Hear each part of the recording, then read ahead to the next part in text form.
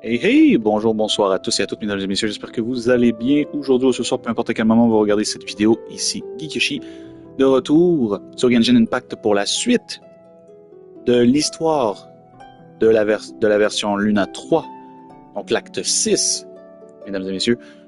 Sans plus attendre, on passe directement à l'histoire, puisqu'on était en plein milieu d'une conversation du début de l'acte 6, qui est commencé à la fin du dernier épisode. Ben, on va se repasser quand même la discussion, au moins comme ça on va comprendre un peu le contexte. Donc j'espère que ça vous plaira. On se retrouve à la fin de la vidéo pour mon compte rendu sur ma session d'aujourd'hui.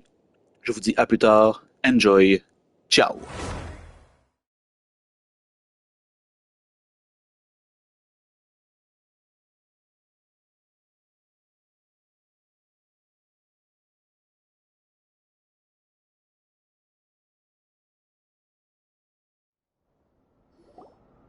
There you are. I was worried you might stop to collect treasure chests opened by the Seelie along the way. It would have taken you so much longer to get here. Another conversation I cannot hear. I am delighted to see that you understand what takes priority, and that your adventurer's instinct has not swayed your resolve. Really, I must applaud you for it. You should know. Paimon's head. Okay, I'll try and keep it short. My senses are telling me that this is where we shall find the entrance to the ruins. Oh, cool! Well, what are we waiting for? Let's open it up and see! Patience. This was a sanctuary of great importance to the Hyperboreans. A special process is required to open the gate. Oh! Like the place that housed the Eternal Moon's marrow? Okay, so what's the plan?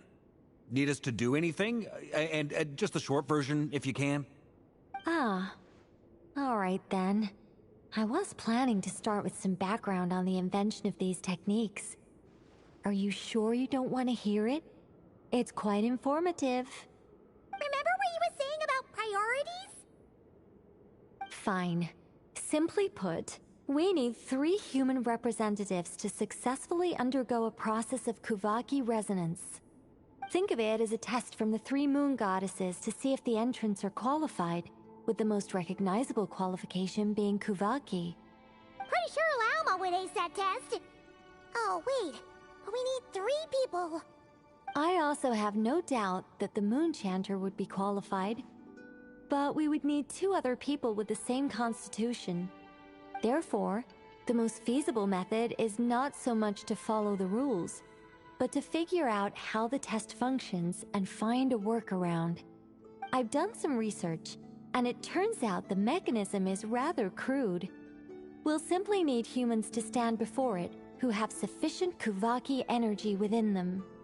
I'm with you so far. How do we get the Kuvaki in them? The easiest way would be transfusion. Take some Kuvaki from NOCTURNE's soil, put it into the bloodstream, and get it circulating in the body. So we're going to cheat on the test? Precisely. There are other methods, but this is the simplest one. Cheating the system is much easier than trying to hide from it. Huh? Ah! Sorry? Does the idea of cheating upset you, Miss Lauma? No, that's not it. I suddenly had an idea. Oh, what is it? It's about Moon Prayer Night. I figured out a way for Kuthar to join in the festivities. Huh? But as Paimon said, we need to have our priorities straight. Let's get back to the test. I'll follow up with Nefer on the festival arrangements. Oh, okay. Anyway, is this really the best method we have? A Kuvaki transfusion sounds dangerous, no matter how you slice it. If you think that's dangerous, wait till you hear the other methods. I'd be more than happy to go through them if you'd like. There are several. No need, we're good. Let's go with this one. Very well. Kuvaki transfusion it is. Now, I should mention that the risks can be greater or lower depending on individual compatibility. It would be rash to simply infuse the Kuvaki and hope for the best. If the body rejects it, the reaction can be quite severe. The symptoms are similar to another condition that some people living here suffer from, known as congenital Kuvaki sensitivity. So, before we execute our plan, I will perform a simple test of my own to see who is compatible and who is not. Once that is done, we will have to complete the resonance process as rapidly as possible. The participants must remain stationary while the Kuvaki circulates and bonds with them, and they mustn't eat or drink anything. What? No eating or drinking? That's some hardcore fasting. They'll all be monks by the time they're through.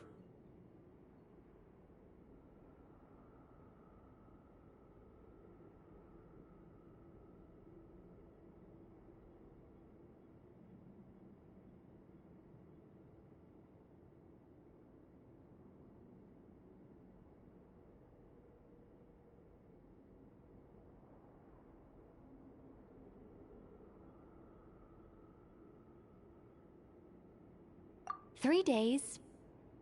Oh, that's so long! And we still need to find 2 more people who are not just compatible, but also willing to volunteer. Fasting? What are they talking about? Really? Don't you want to think this through? Haha, count me in too. 3 days without food? I can handle that. Miss Nicole has made it clear that this is the easiest way.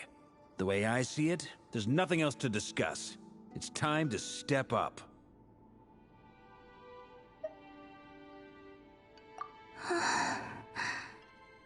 Yeah, you're right.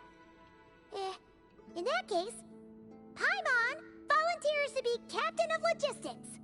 She'll keep the fires lit and grab some spare clothes to keep you comfortable.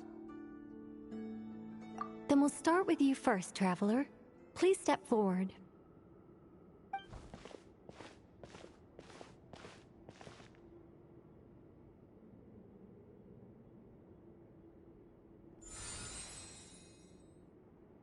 How's it going? Do you feel anything?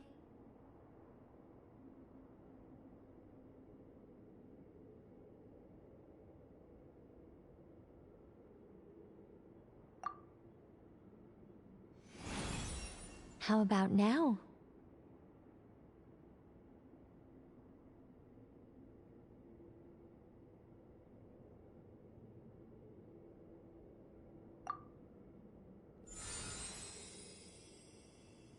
And now?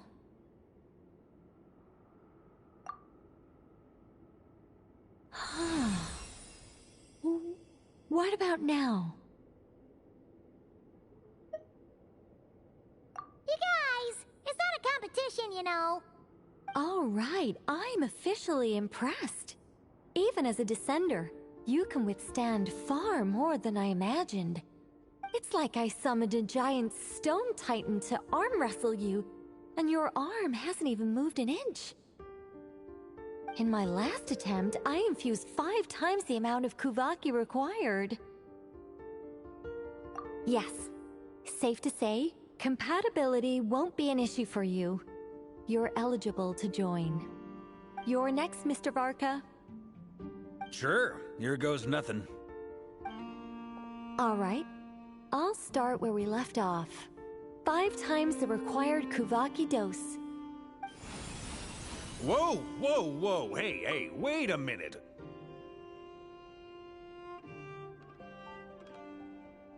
How's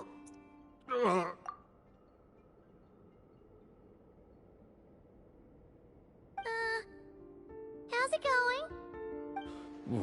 No, not great. I kind of want to puke. Feels like I've been drinking too much. A few bottles of wine and a big stein of Dark Horse. With some hard liquor from Liyue mixed in.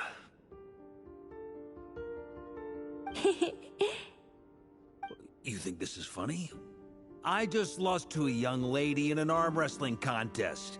I'm never gonna live that down. My apologies. I'll lower the concentration and try again. Oh. How's it going now?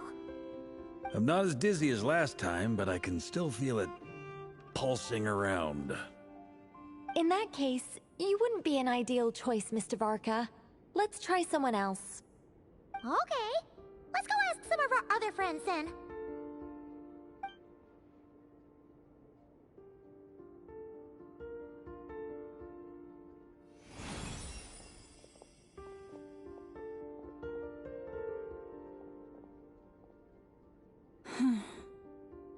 No surprises here, Miss Moonchanter.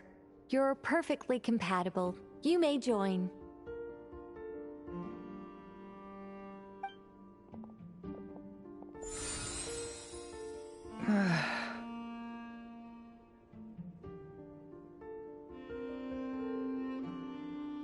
I'm getting a slight headache.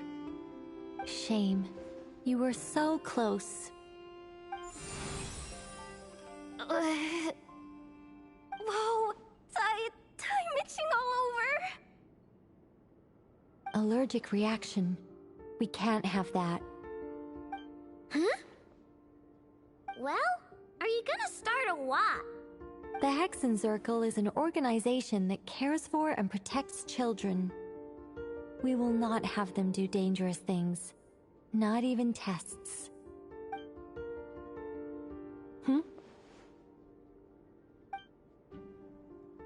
Is something the matter? The candidates have to be human. I guess that rules me out too. Huh. Everyone except the Moonchanter got beaten. Guess I don't need to feel so bad after all. I mean, looks like this isn't gonna be as easy as we thought. Perhaps I could ask for volunteers among the Frost Moon Scions. I'll see about talking to some trusted Lightkeeper colleagues. Itlua springs to mind. In fact, I think we had some former Frost Moon Scions join our ranks recently. Can you give me the scientific explanation for how the test works? I can probably make some kind of test bot. Then we can just zip through Nasha Town, going up to people and pressing a button to check their status. Wouldn't that be way easier? No. Wow! No elaboration for once.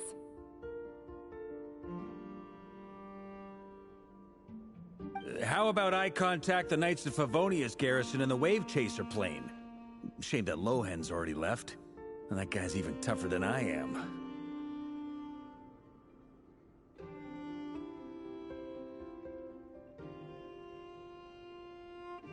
Strange. The moon goddess is clearly revered by many people. So why is she on the brink of disappearing? She mentioned that the world has rejected her from the very beginning.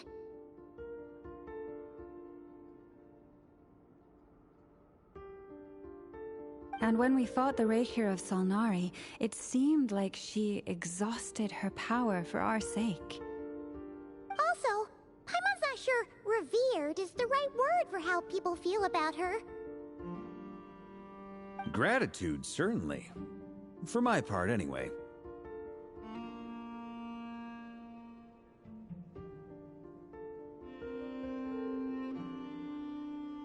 It's basic reciprocity. She helped us, so she deserves our help in return. Yeah. Even though she looked like she didn't care, she still saved a ton of people, including me. A review of the relevant data leads me to conclude that Miss Columbina is a good person. Yep, you bet! They really think so? I'm super surprised that Columbina isn't her actual name, though. I think it really suits her. It's light and graceful and... yeah, just a really pretty name. I know, right? Unfortunately, that's not our decision to make. Columbina. That was the code name the Fatui gave me. But it also came up in the song I heard when I was born. But is that really all there is to it? What do I truly think of my own name?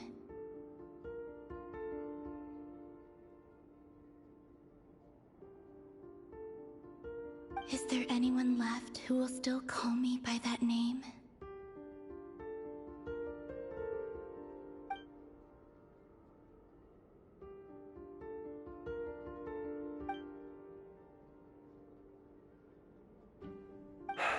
Moon Prayer Night is getting closer by the day. We're running out of time. We need to look for other candidates.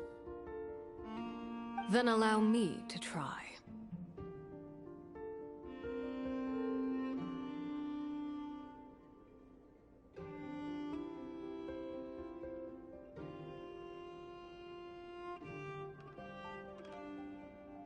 Huh?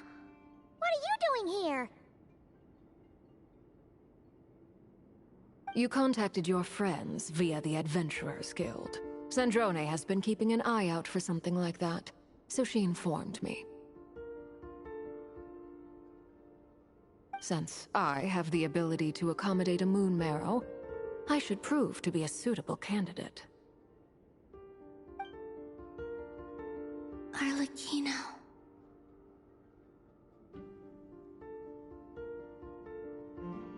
When can we begin? I see. We can begin right away.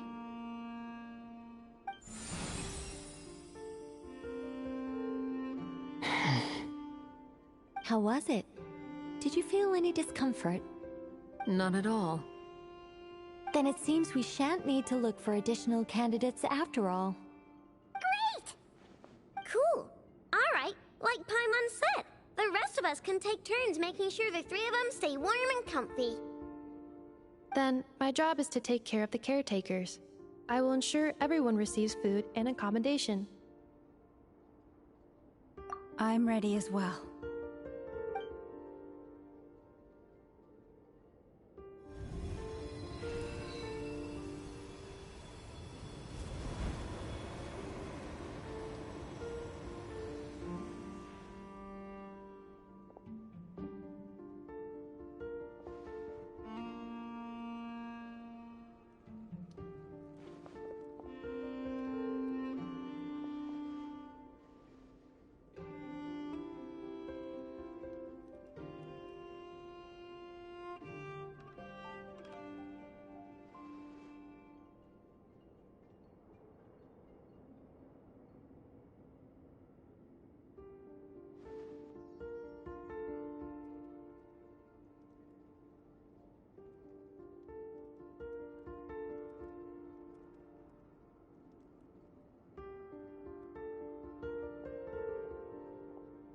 The work is done. The sacred scroll shut. The stars grow dim, the people silent. The white sun sets, the silver moon rises. O path to the temple, appear now before us.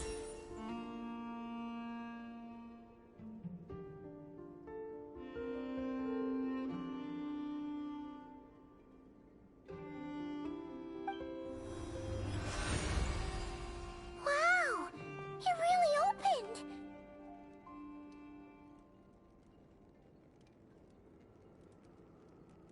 So that's what all this is about. They've been trying to open this gate. Come, let us enter. It might be best to eat something first. Take care to chew properly and swallow slowly. It will give your body time to readjust to the digestion process. They will head in soon.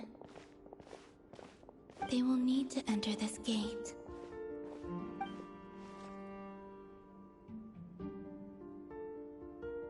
Huh? I cannot pass through. Is it because I have no physical body? It has been 3 days. My strength has all but completely faded. Can I really hold on until Moon Prayer Night?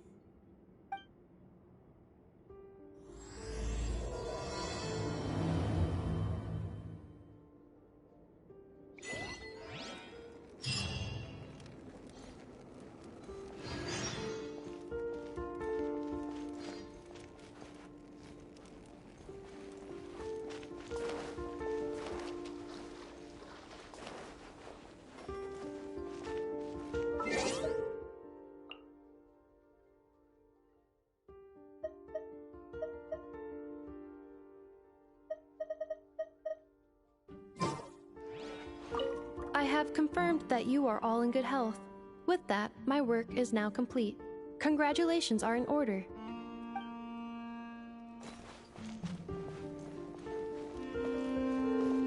It's good to know you're all well. Puts me at ease.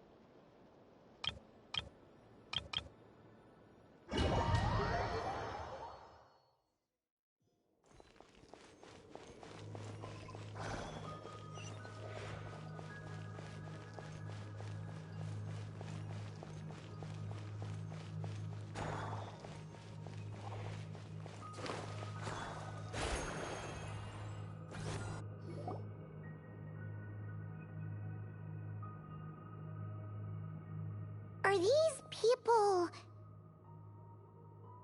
Judging by their clothes, they appear to be phantom Hyperboreans from the distant past. That could mean they have some clues about the moon goddess's name, right?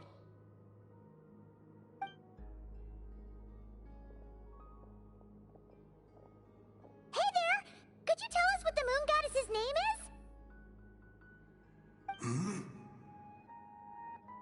Sorry. That's probably a weird question, huh? How do we explain this? The moons are long gone, and their goddesses are dead. Their names no longer mean anything. When a new moon goddess is born, we will surely know her name. We have used every last resource at our disposal. All that remains is to wait, patiently and quietly.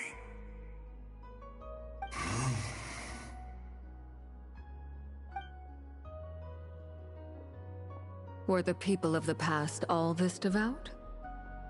It looks like this phantom doesn't intend to converse with us any further. Surely the new moon goddess he speaks of must be Columbina. Alas, Kutar's birth came long after the age in which he lived.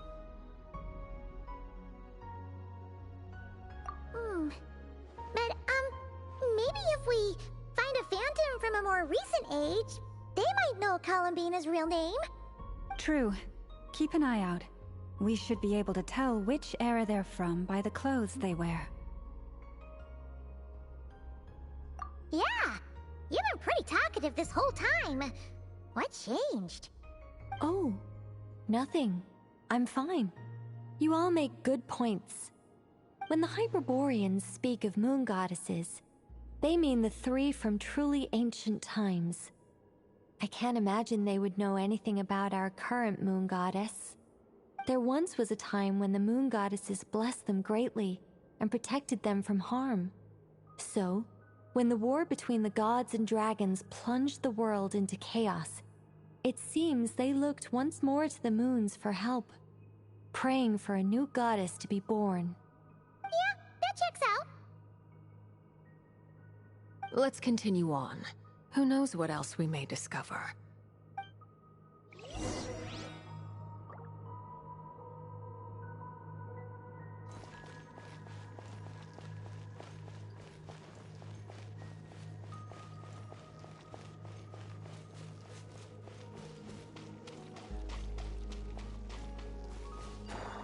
There's a door blocking this path. Not a problem. Try this.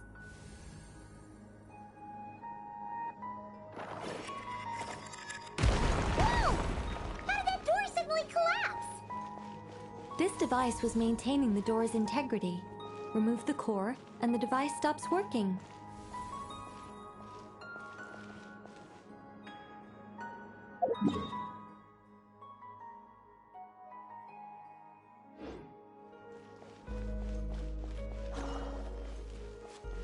Is this our destination?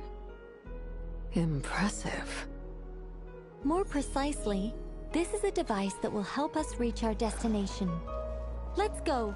We still have a long distance to cover.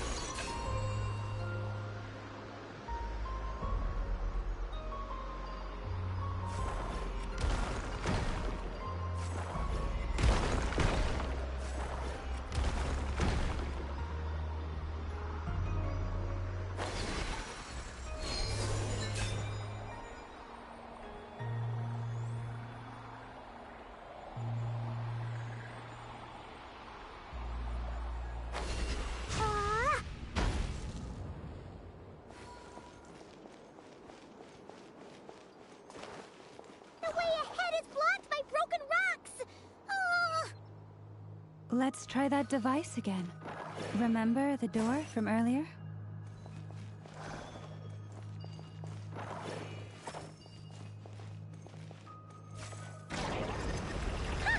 Door works in reverse, too!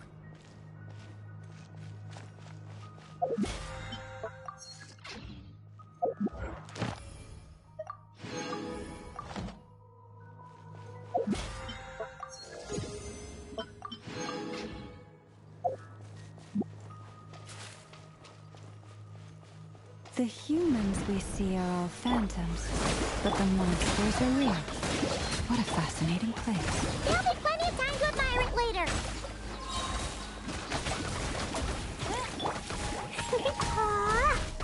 Yeah.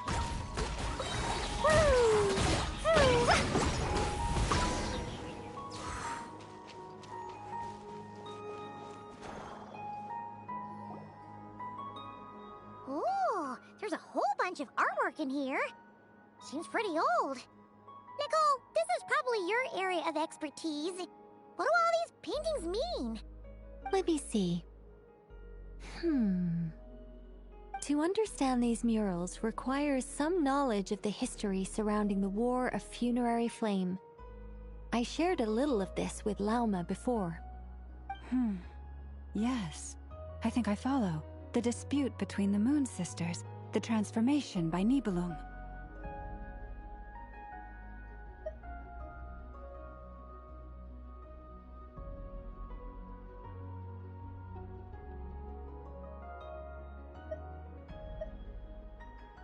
Oh no, it's no trouble.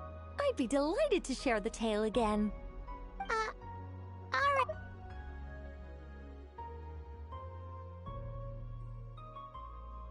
Tevat's 3 moons and their goddesses were brought into being by the will of Nibelung, the then ruler of Tevat. But when the heavenly principles came, they changed the world completely, down to its very foundations.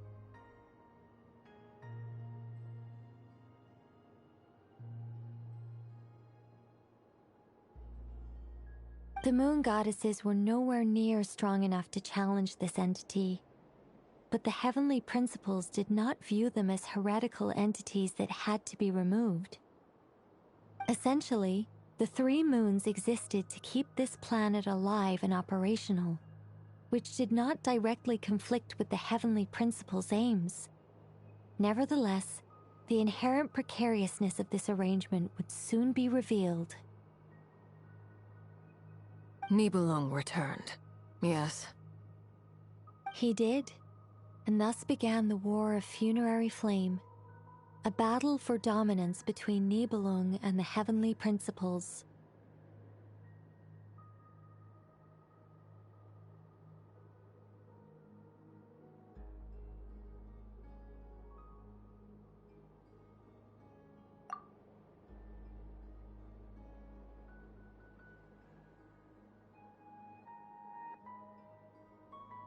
discord would soon emerge between the three moon sisters. One would voice the opinion that they should follow Nibelung, for it was he who first hung the moons in the sky. Another would argue that taking sides in the conflict would only bring the world closer to ruin. There was no telling where it would lead.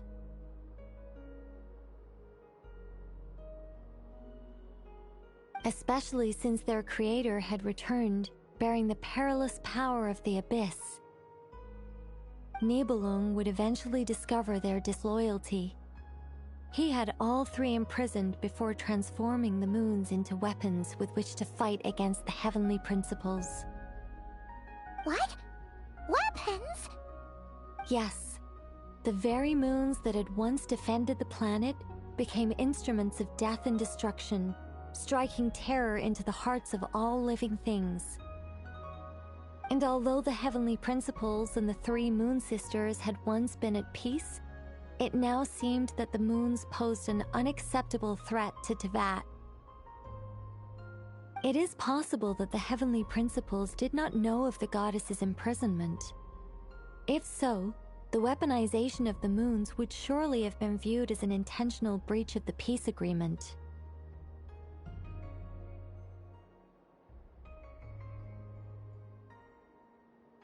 Regardless of who knew what, when, the heavenly principles shattered two moons and flung the other beyond the skies. Whether the goddesses managed to escape Nibelung's captivity after his fall, nobody knows.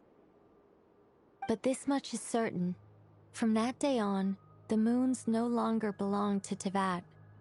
The rejections slowly drained their power until eventually they passed away.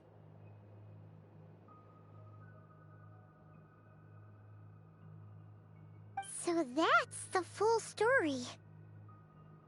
You say the moon ceased belonging to Teyvat from then on. Why then would Columbina be born here?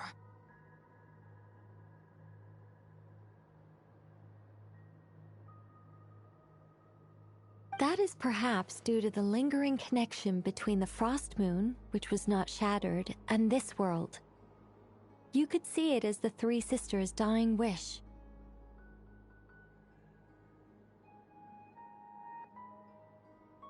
They never desired war. All they ever wished for was to protect this land. I see. If the final fate of the three goddesses is as you say, then Columbina faces the same grave danger. Our investigation has yet to bear fruit. We must hurry. Yeah, you're right! Let's keep going!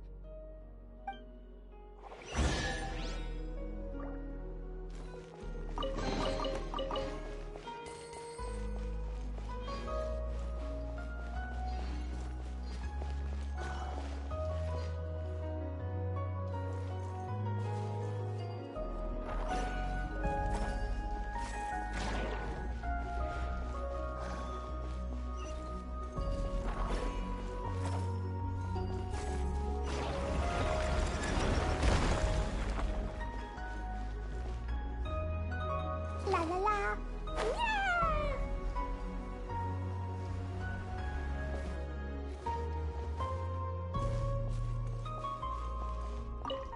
Should we trust him to keep his promise?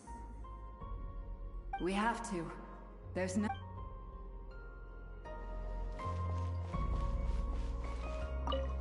Why? Why do the creators of this world no longer show mercy upon their people? Remember his words.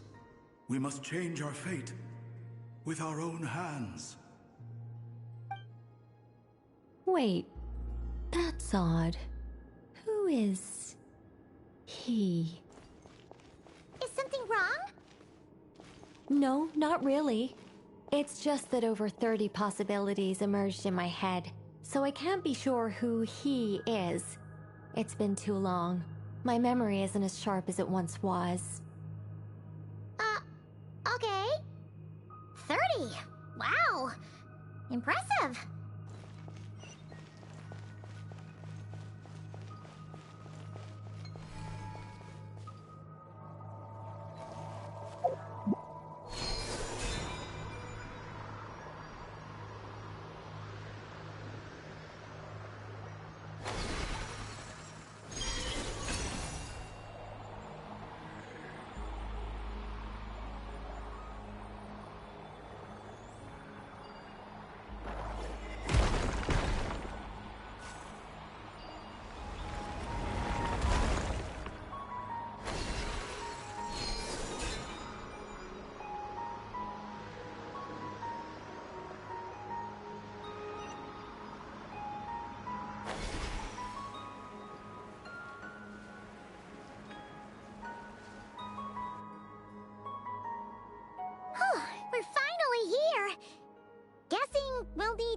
activate this thing?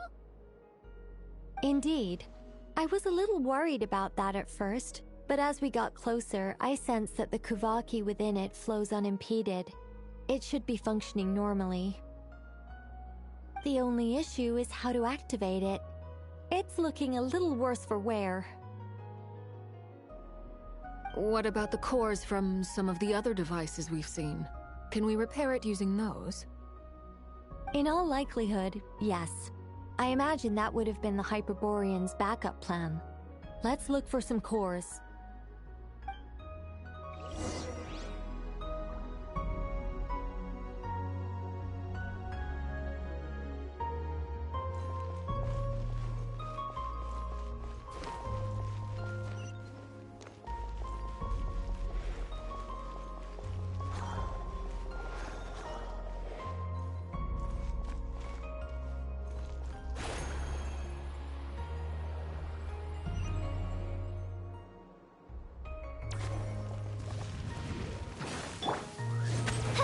Yoo-hoo! Teamwork is dreamwork! Pew!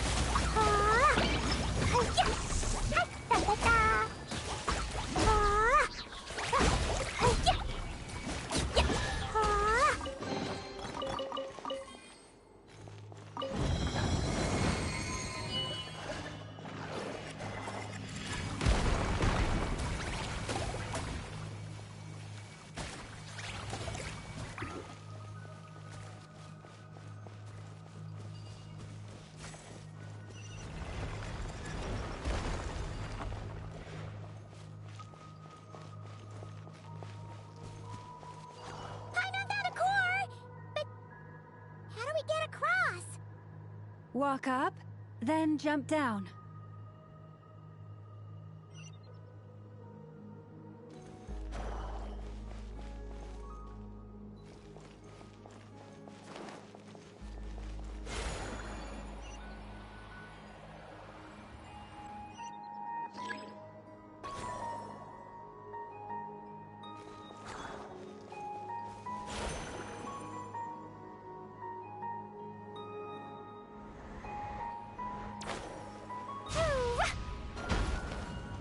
La la la.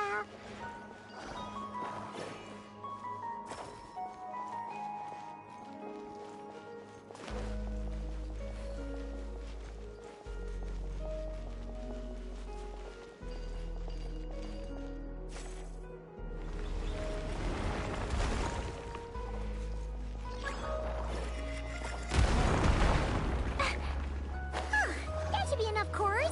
Let's head back.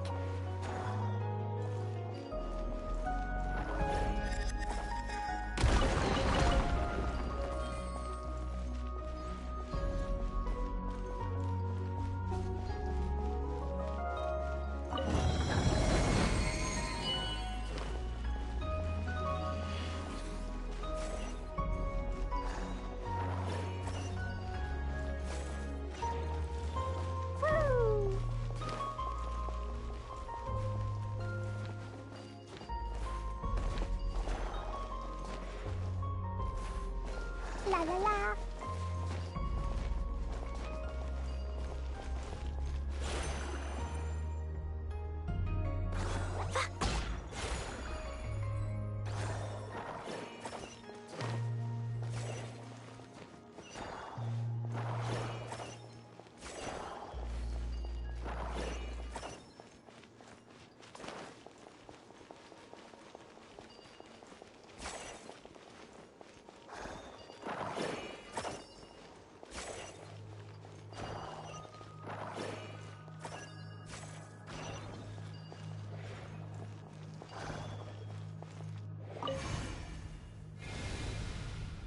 The device is up and running. It's hard to believe that the ancients were capable of constructing such things. Paimon's our destination! It's right up ahead! Yes, let's go.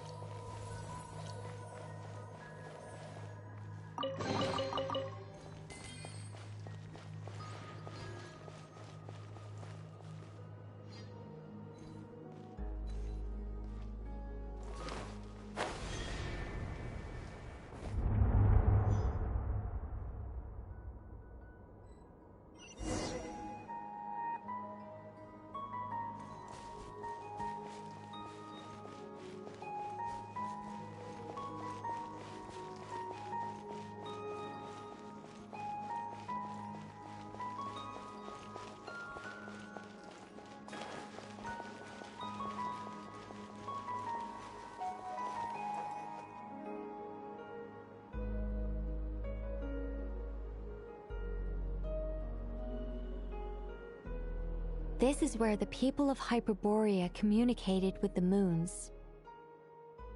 We need only place the moon marrow upon this platform on Moon Prayer Night, and we shall be able to open a portal to the moon and send our moon goddess back home. The assumption being, of course, that we can find her first. That's right. You want to know if it's safe there, don't you? And yet, she has no choice but to return. You know this. Oh, that's not the only issue here. This is the end of the line, right? We've explored everything we can.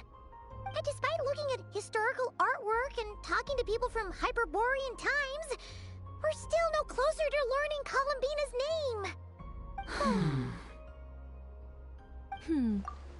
If it's not too much trouble, could you tell me exactly what Alice said to you about finding her name? Oh, sure. What she said was... Then your first job is to find it. As a moon goddess, I'm sure she must have a name she identifies with. Neither Columbina nor Kutar is her true name, and she's never really accepted either of them. Is it not also possible that she has never had a true name? Not at any point in history? That would be a hard pill to swallow.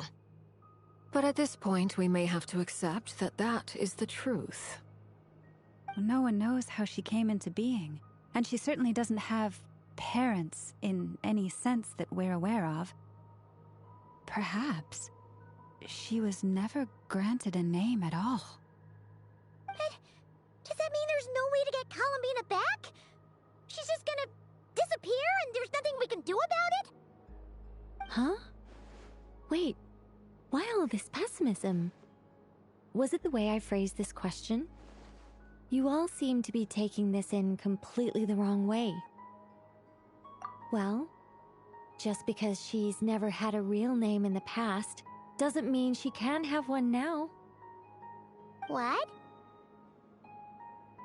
Think about what Alice said again. She never once said that you'd have to find a new name, did she? Are you saying what I think you're saying? Yes. Names are anchors that connect us to the world. If she doesn't have one already, then all we have to do is create one, no? It's like... yes.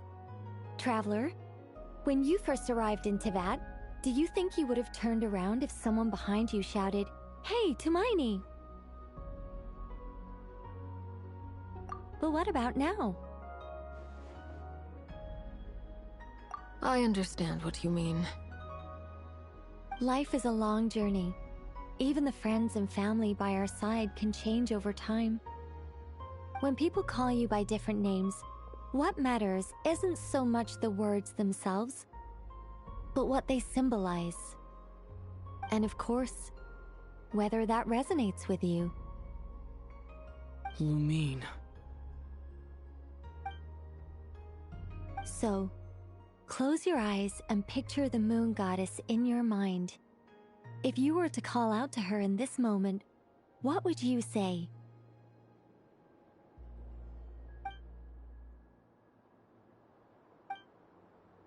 Columbina. Columbina. Paimon would call her Columbina too. Well, she has long forsaken everything that Kutar represents. I think from now on I should call her Columbina too. Well, it sounds to me like you found your answer. Are you sure? Is it really that simple? We haven't found her this whole time, and not for lack of trying. For a journey like this, the process is every bit as important as the outcome. Had you not searched far and wide, rejecting every other answer you were offered, how could you have come to an answer you felt was finally correct? Oh, it all makes sense now. This has Alice's fingerprints all over it. Are you suggesting that mage knew from the start that Columbina never had a real name to begin with? I can't say for sure. But I can definitely imagine her chuckling in satisfaction somewhere right now, saying, "Ah, what fun." Llama! Your antlers! You should hurry. The festive moon has begun to rise. Do not worry, for when you called the name Columbina just now, I could sense that the power within was enough to summon back the moon goddess. The power within what? The name? Yes. So, the thing is...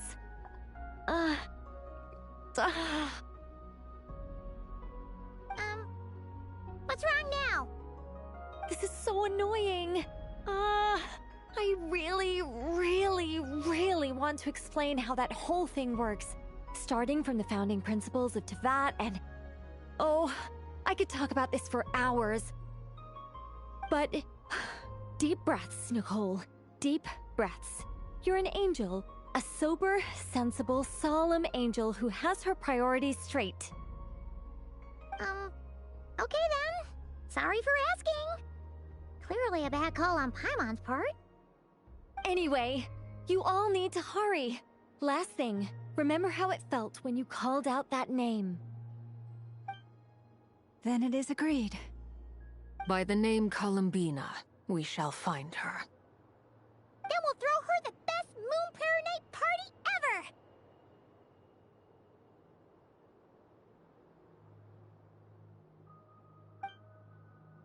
And at last, we will send her home.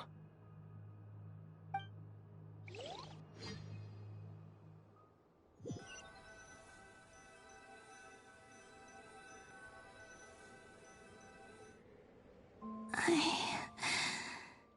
can barely move anymore.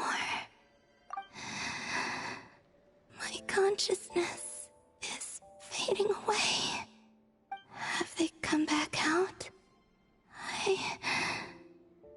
I'd love to see them one more time.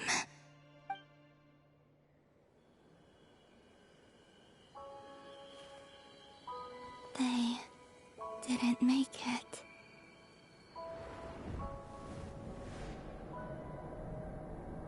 Could you tell me your name? My name is... Columbina!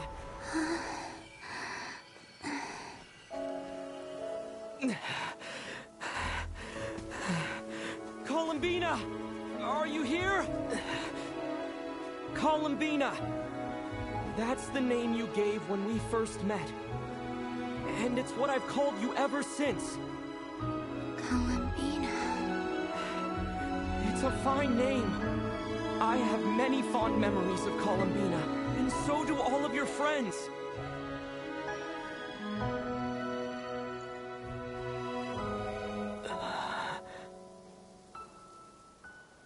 If you like this name...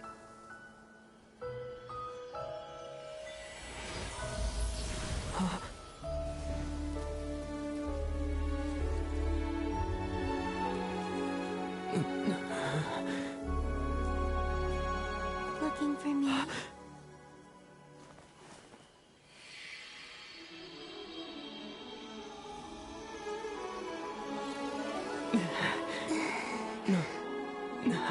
I like it. You can carry on using it. My name is Columbina Hyposelenia.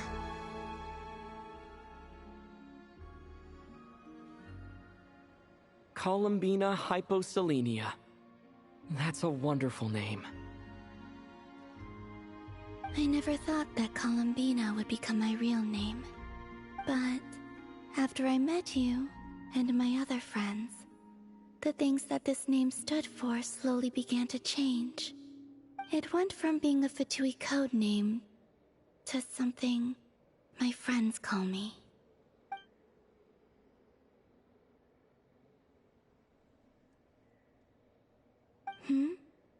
What is it? Why aren't you saying anything? I'm just so happy for you. Thank you. So, where's everyone else? We can go and meet them very soon.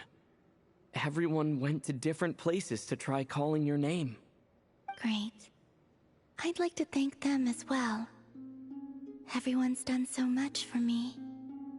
Searching for my name, entering those ancient ruins. Huh? Wait, so you were... Yes, I was there. Not physically, but my consciousness was still holding on.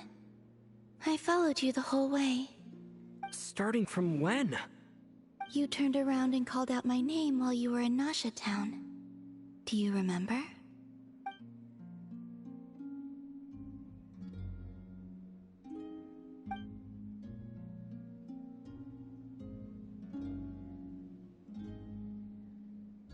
Let's go. We don't want to keep them waiting. Sure. In that case, come with me. But...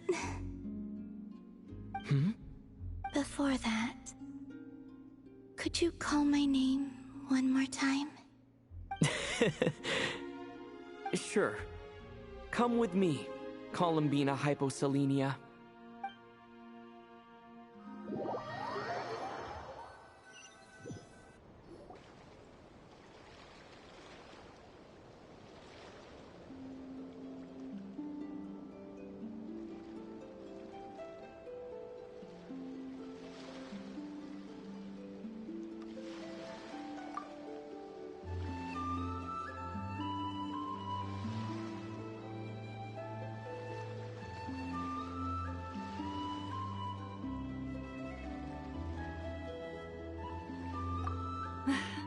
Columbina!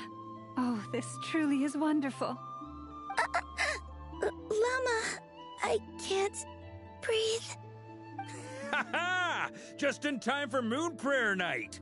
It's good to have you back, Miss Columbina. Yeah, we were worried sick. Thank you, my friends.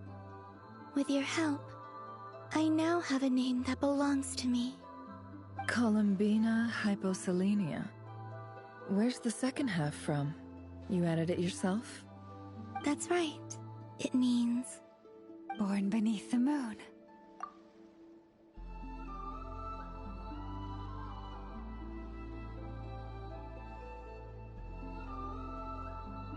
Yes. And by extension, it can also mean born beneath this world. A fine name. Now, as much as it pains me to interrupt this beautiful reunion, I feel obliged to remind you that the Moon Prayer Night celebrations in Nasha Town have already begun. Don't you want to enjoy the festivities? There's so much to see and do. And some of the ambient lighting and entertainments were sponsored by the kind souls in the Hexen Circle. Nicole? Why have you turned into Dodoko? So you're Miss Nicole. Thank you for helping us, and for helping me find my name. It's nice to finally hear your voice. You're quite welcome. Guiding lost people to hidden treasure is what we Seelie do. And if you ask me, spiritual treasures are far more precious than material ones. Chests are all well and good, but this was what it's all about. Ah, so satisfying. Anyway, I had to go help Alice. It seems like she ran into some trouble. That's why I couldn't be here in person. But don't worry, we're with you in spirit. We'll be celebrating right along with you. Keep an eye out for the Hexen Circle's festive stalls in Nasha Town. I think you'll like what we came up with. Alice said she even managed to rope B in this time. The Frost Moon Scions have also prepared various attractions. I believe Aino, Ineffa, and their crew are setting things up as we speak. On that note, Nefer, about that request I made. It's all in hand. Yehoda is on site to ensure that everything goes off without a hitch. Wonderful. In that case, Traveler? Huh? Come on, Columbina. It's time to celebrate the best moon prayer night ever.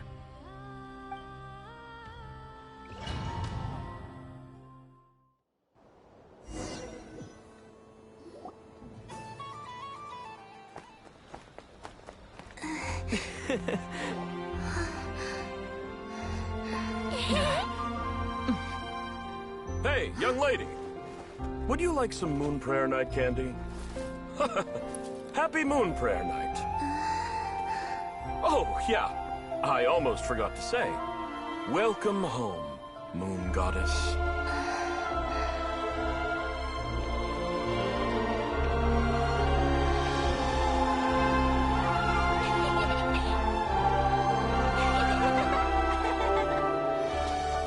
Welcome home, moon goddess.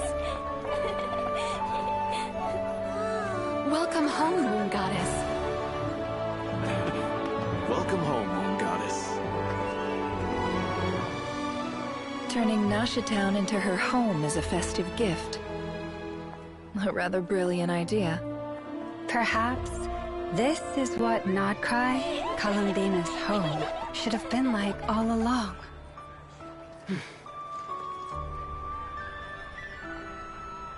Thank you for the gift. I like it a lot.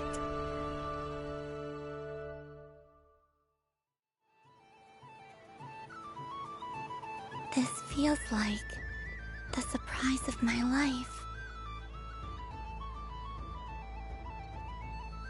I do. I never imagined I'd ever get to enjoy Moon Prayer Night with everyone so freely. If you're happy, we're happy.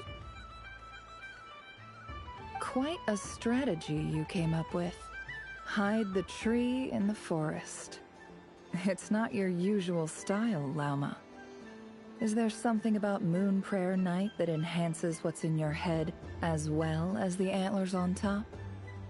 Apparently so. It even inspired a perennial penny pincher to use their resources for a greater cause. It truly is a magical festival.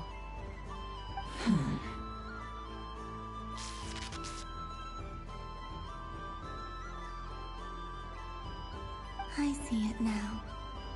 This bickering is actually a sign of a strong relationship. Huh? What's everyone doing here? Oh! Miss Columbina, you're back! Yes, I'm fine now. Thanks for your concern. How's your progress with Alice's assignment?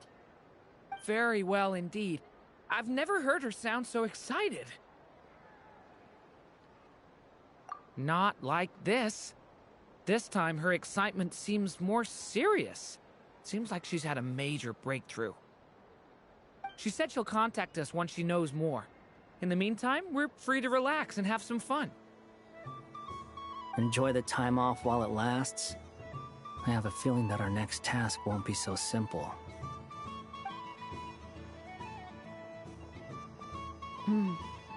I should go. I still have a few things to attend to at the Frost Moon Scion's stall. And I think I'll take a look around. With any luck, this once-in-a-year festival will come with once-in-a-year opportunities. Hold up a second. Where's Varka? I believe he made a beeline for the flagship the moment he entered Nasha Town. Ah, that's Mondstadters for you. They know what they want when festivals roll around. Goodbye for now, Columbina. I hope you have a wonderful night. I will.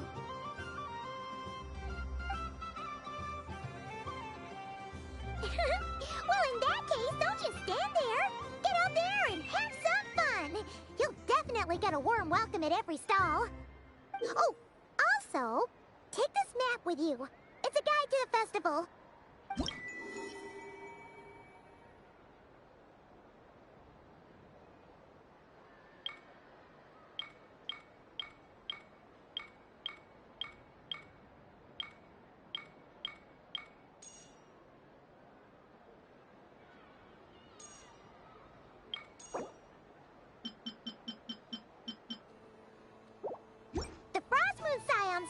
over here, Lauma's invited a whole bunch of cute animals to celebrate too.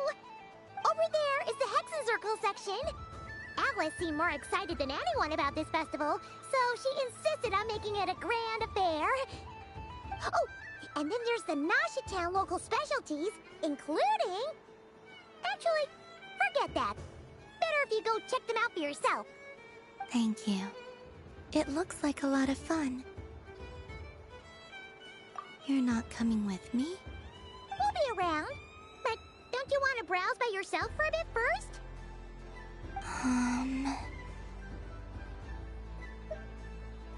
Yep. If you find something you like and want to try it out together, just give us a shout. We'll be right with you. Otherwise, just relax and enjoy yourself. There's so much on offer, so try to experience as much as you can.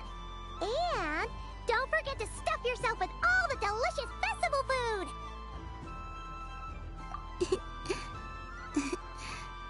All right then. Off I go. Where should I go first?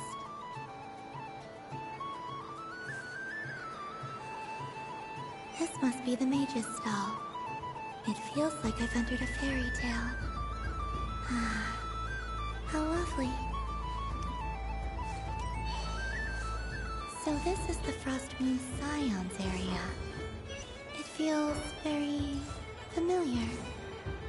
But everyone looks much happier than usual.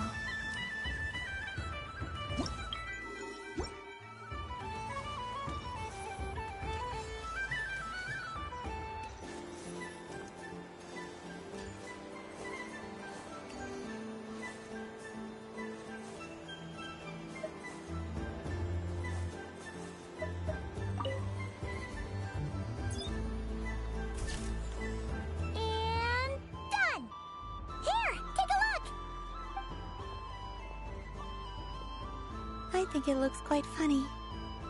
Well, Paimon thinks it's super cute. It looks like a silly chic badger and a rhyme-horn deer that's about to fall asleep. Maybe I'll stand on the chic badger's side instead. It looks like we've attracted the attention of quite a few animals. Let's make room for them.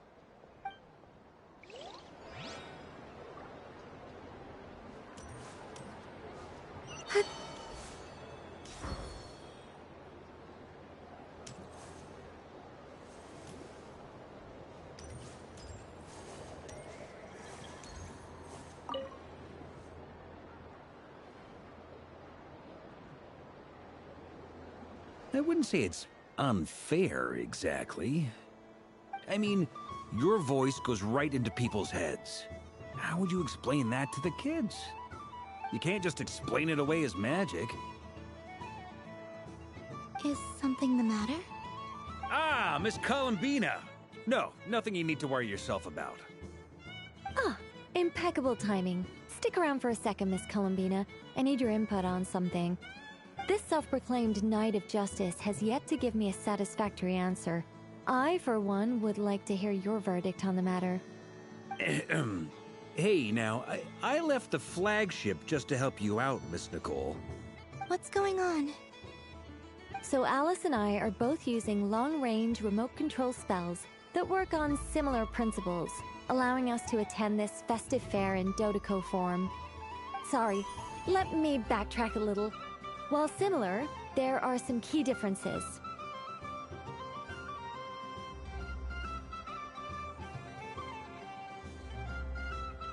Alice, being a great mage, wanted her Dodoco to reflect something of her own charm and mystique. So she adjusted the way its tail moves when it spins around. An entirely gratuitous move, in my opinion. I hardly see how anyone is going to notice that. If anything, I'd say that anyone who stares intently enough at a Dodoco's tail to notice such a small detail is someone we ought to be highly concerned about. I only say this to emphasize that my question has nothing to do with tails. Now that we're clear on that, why is Alice's Dodoco permitted to interact directly with the children celebrating Moon Prayer Night, while mine is not? Your voice speaks directly into people's minds. See? Exactly what I said.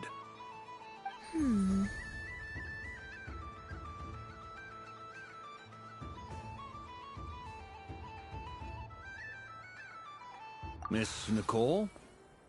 Ugh, I can't stand it. I know that probably makes me sound like a whiny child acting out in front of their parents. And it's a little embarrassing now that I think about it. But hey, I've said it now, I can't take it back. That would be even more embarrassing. Also, don't go reading too much into that analogy. It was off the top of my head. I'm actually an awful lot older than either of you. Miss Nicole, are you saying that you'd like someone to play the game you've prepared? I'm not so invested in that. It's just something cobbled together using items I borrowed from Alice. She probably didn't even make them herself. The point is, I want to know everyone's thoughts after they receive their prizes. But as you've said, I can't just ask. I've been biting my lip for so long, and I've had no one to vent my frustrations on. I thought this was going to be a nice, straightforward festival where I'd get the chance to guide people to treasure. Well, can I play? I can't guarantee that I'll win a prize, but... You will? I'd like to try. Then what are we waiting for? Let the game begin! It's like they forgot I was ever here. Ha ha ha ha.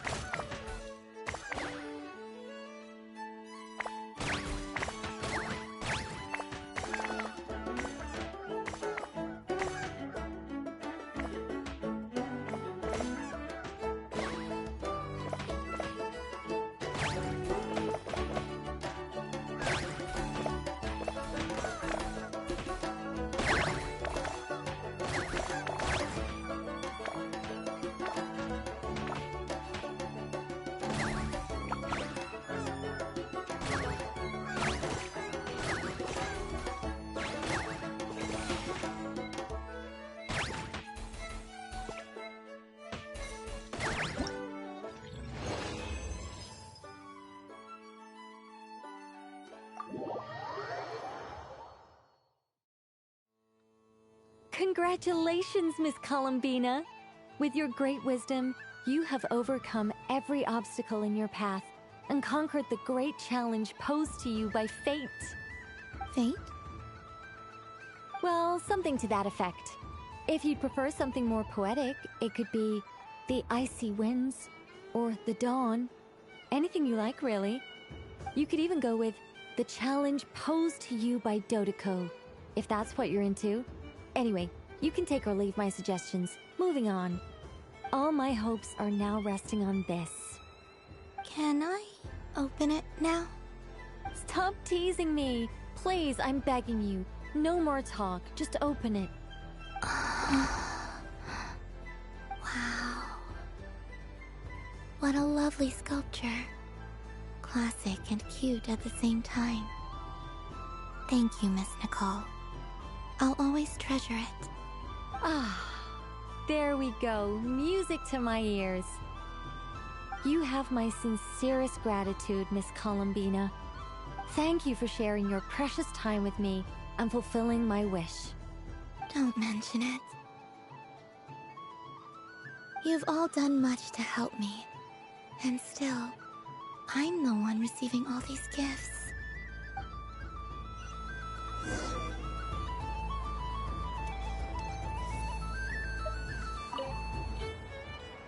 Welcome home, Moon Goddess. Oh, you're the genuine article. Alice was right. This moon prayer night was worth watching after all. Another one that talks.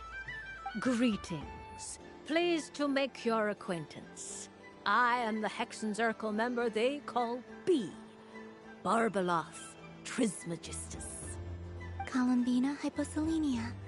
Pleased to meet you too. Hyposelenia. A fine name indeed. Now then, Miss Columbina, do you wish to hear a mage's divination? Divination? The Frost Moon Scions used to ask me what would happen in the future. Is this like that? From the perspective of the one seeking answers, perhaps.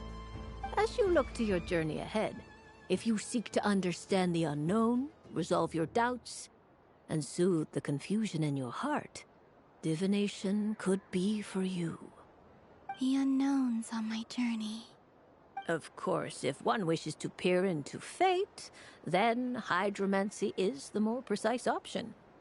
But that is a complex affair, and to relegate that majestic art to the status of a festive amusement would seem somewhat uncouth. Besides, it is sometimes better to not know fate with great certainty.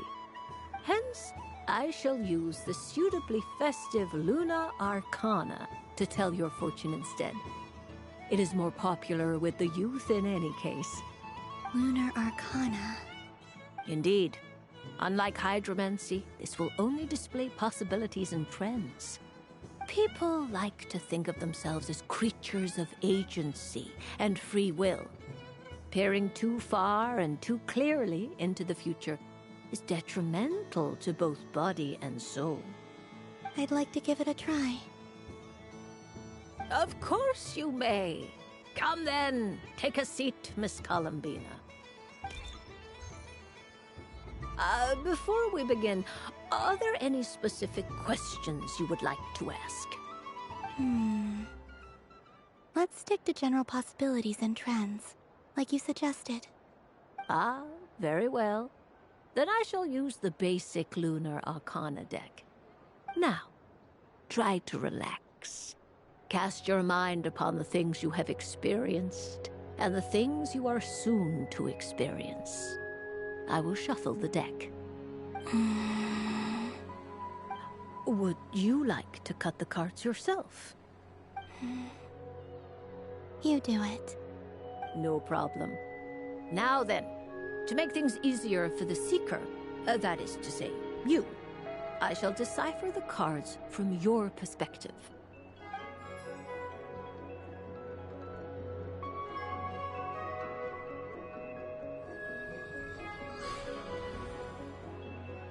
Please, draw the first Lunar Arcana. This represents destiny and is the foundation for the divination as a whole.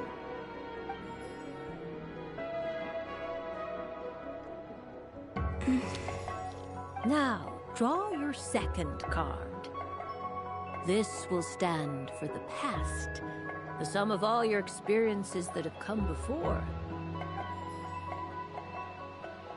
And now the third Arcana. This is the present, your interpretation of the current moment.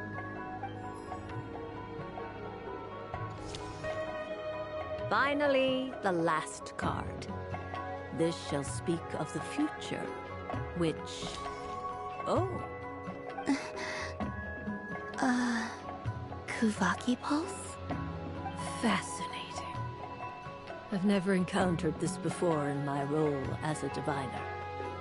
Something has exerted an influence upon this card, causing it to leave its designated position.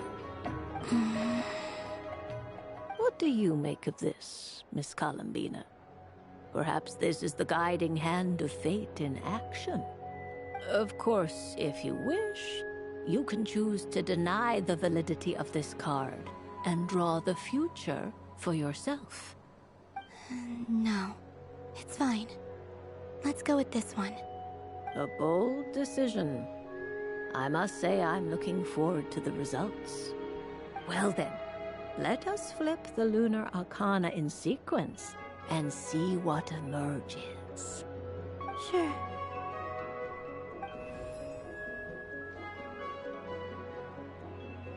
First, Destiny. No surprises here. The card that represents yours is the moon. The moon. Indeed. The moon can represent the truth at some times, but deception at others.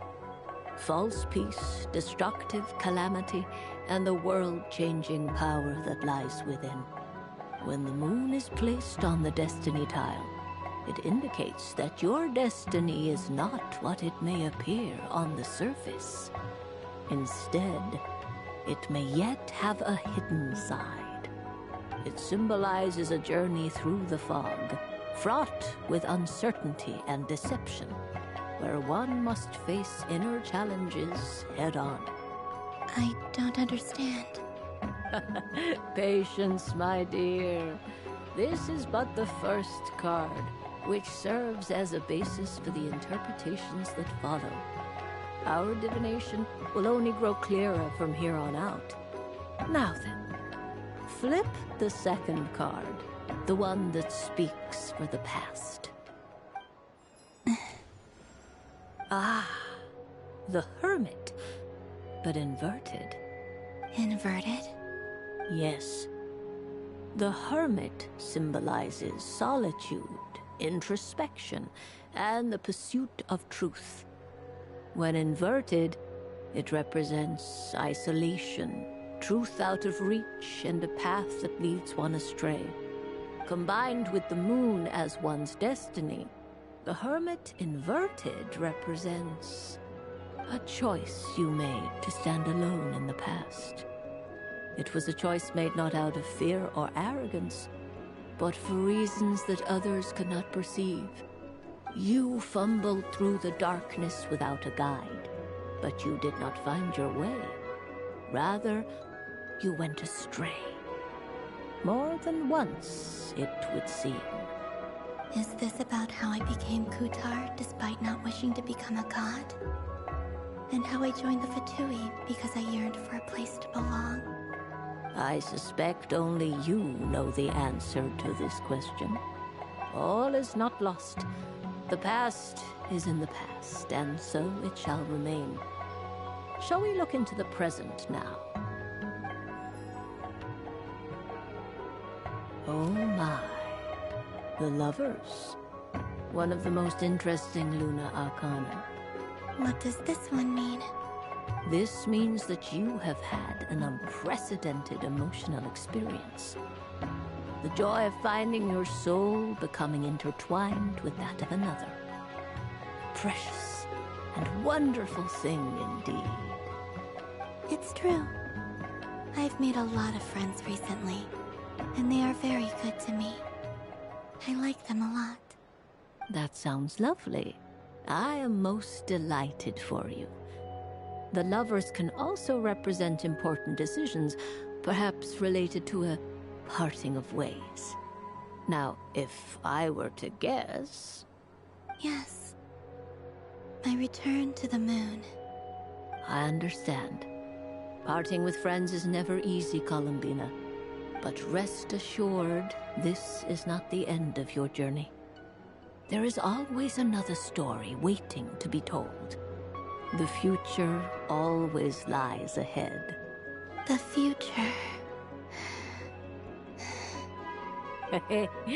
Well now, it's finally time to flip this most mysterious of cards. Why did it appear? And what does it wish to tell you? I'm ready. Very well. Flip this card and see what lies on the other side. Oh. Miss Barbeloth? What is it?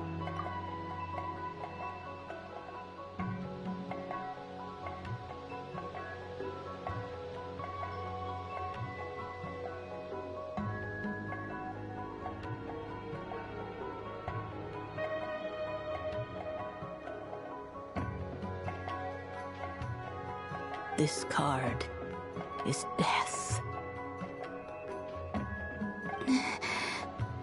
That doesn't sound very good. It depends on how we interpret it. It is true that it can represent an agonizing death, a complete and utter end, but at the same time, it can also represent rebirth. Do not forget that your destiny card is the moon. That lends your future many different potential meanings. If death spells the end, is it unavoidable? As I have said, divination can only display general trends. It is a rough guide, but it does not show predetermined outcomes. Allow me to summarize it for you. In the past, you may have lost your way, but now you have gained new connections and new strength. You now face an important decision, one that may bring about a great change in what is yet to be. This change might, in turn, be the end of all things, or their beginning. But remember, everything is subject to change because of the moon present in your destiny. You must see the truth clearly and face your innermost thoughts. The truth. My innermost thoughts. Thank you, Miss Barbeloth. Don't mention it. Some people dislike divinations, the fear of glimpsing an ending to their story that they wish was not so. But I can see that you're different. The result of this divination will not sway your decision. This is a rare quality, and one that diviners always hope to see in the seeker. We are here merely to guide, not to exert undue influence. I understand. Go then and illuminate your future, Miss Columbina. The moonlight that shines from you now is most captivating.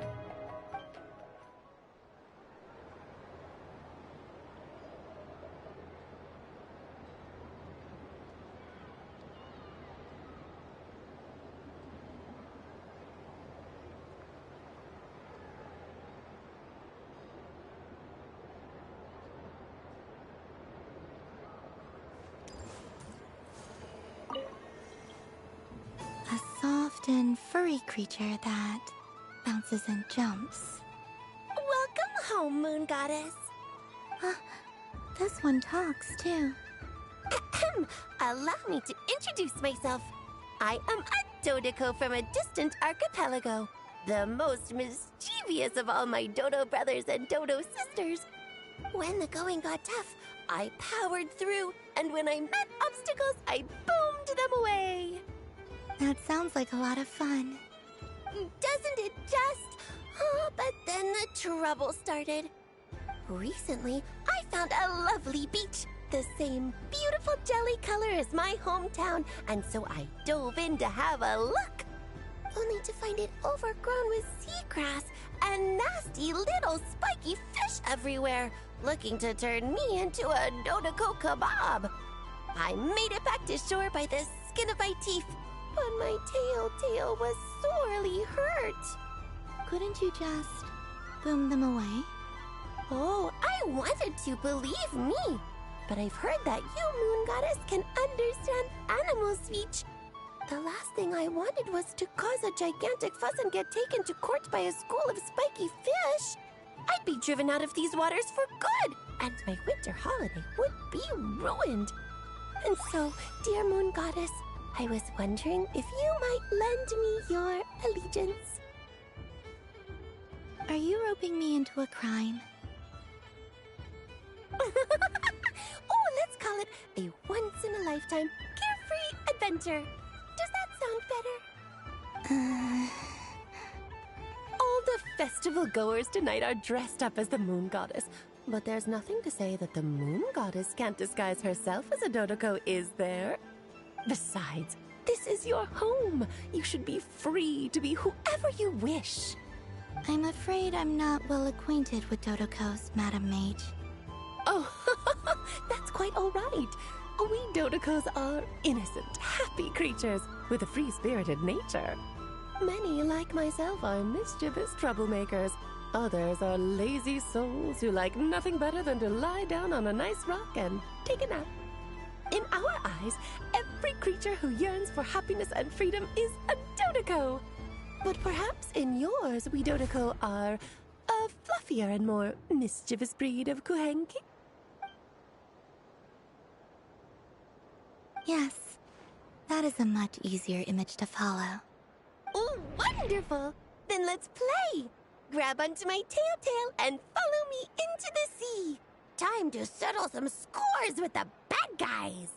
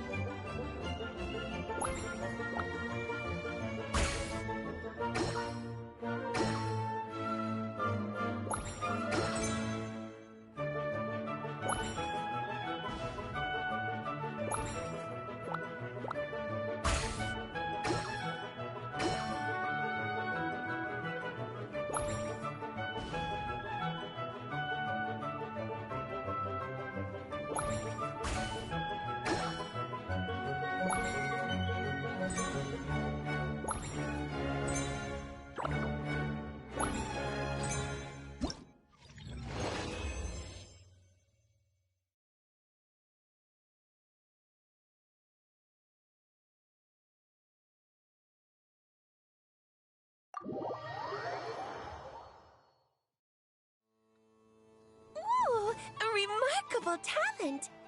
So, what do you make of it?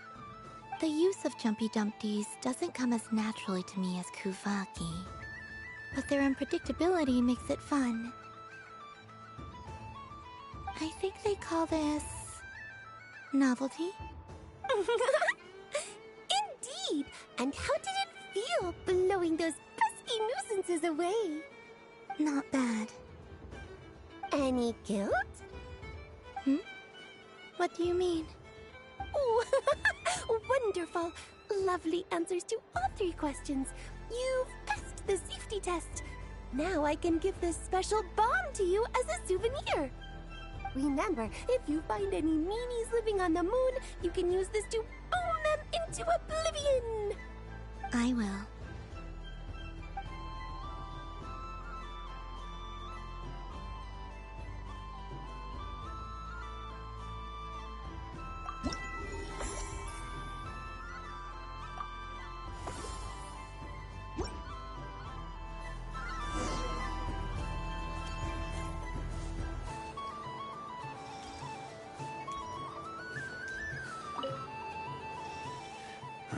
It'd be rude to just leave without saying anything.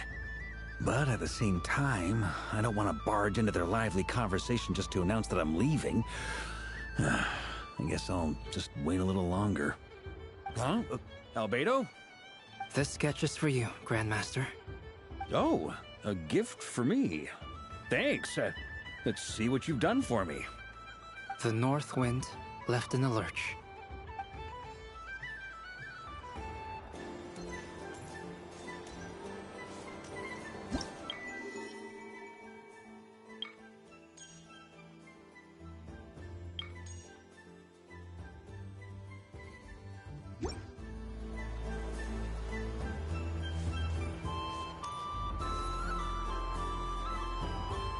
But I was aiming right at it!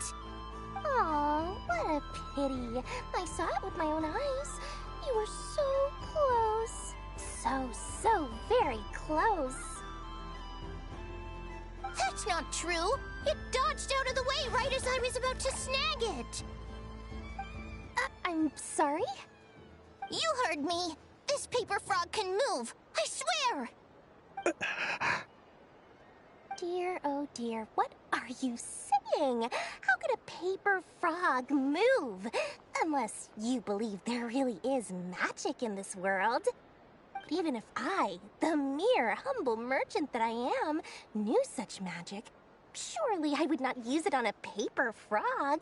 I'd sooner give Mora legs, so he could walk right into my purse.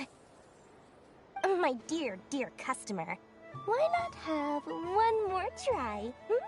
This time I'll give you 12% off, a very generous discount for one of my most regular customers.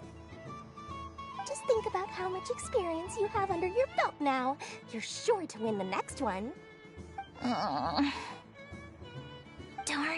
I used up all my coins. I'll be right back. Just gonna fetch some more from my house. Take your time, but don't take too long. This event is Moon Prayer Night only. Miss it, and you'll have to wait a whole year before I'm back. Next customer, please. Welcome.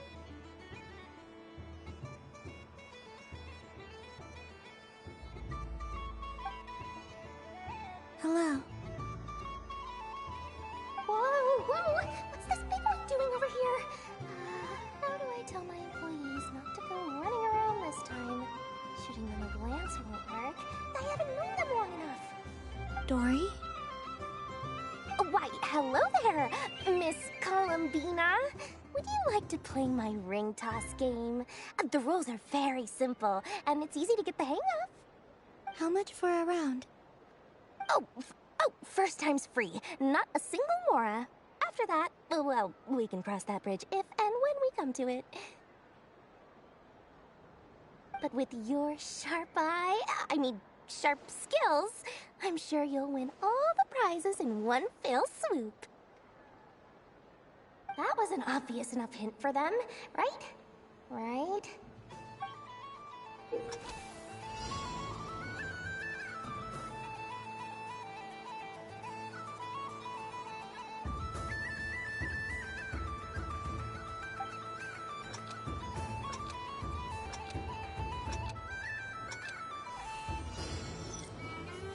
Here comes the ring! Oh, peanuts.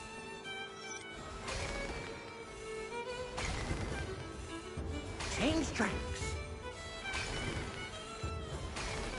Roselle, should we move or not? Just a tiny bit. All right, then I'll... Let's see now. Let's see. Wow, very good. That's the highest score we've had all night. And here's your prize. Now, how about another round? As for the cost... Happy Moon Prayer Night, Miss Columbina. Happy Moon Prayer Night, Durin and Hat Guy. Are you here to play the game? Yes.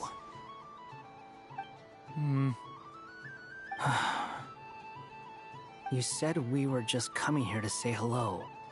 I did, but then I recognized a few more people as I got closer. Do my eyes deceive me? Is that... It's our little dragon! He's all grown up! Someone's popular. Well now, since you came all this way, why don't you try out this lovely game we have going? First try is free! He'll have a go. I'll pass. It's only one free try per customer. You can't give your try to him. I'm aware. How has Elder Almond been lately? He's in great shape. He goes for a run in the forest every morning to stay fit and healthy. He tried to go boat racing with Firecracker a while back, but he couldn't even make it onto the Lotus Leaf. Firecracker was in fits of laughter. How about you, little dragon? Can you still fly? Yes, I can. But you've become less chatty. Has growing up been tough on you? We call that maturity. You know, the thing people sing about. The knight wields a sword of stone to defend those hearts that are made of gold. Stone is very heavy. That's what keeps him from talking too much. That's awesome! I want to be a knight when I grow up, too. Ring, here I come!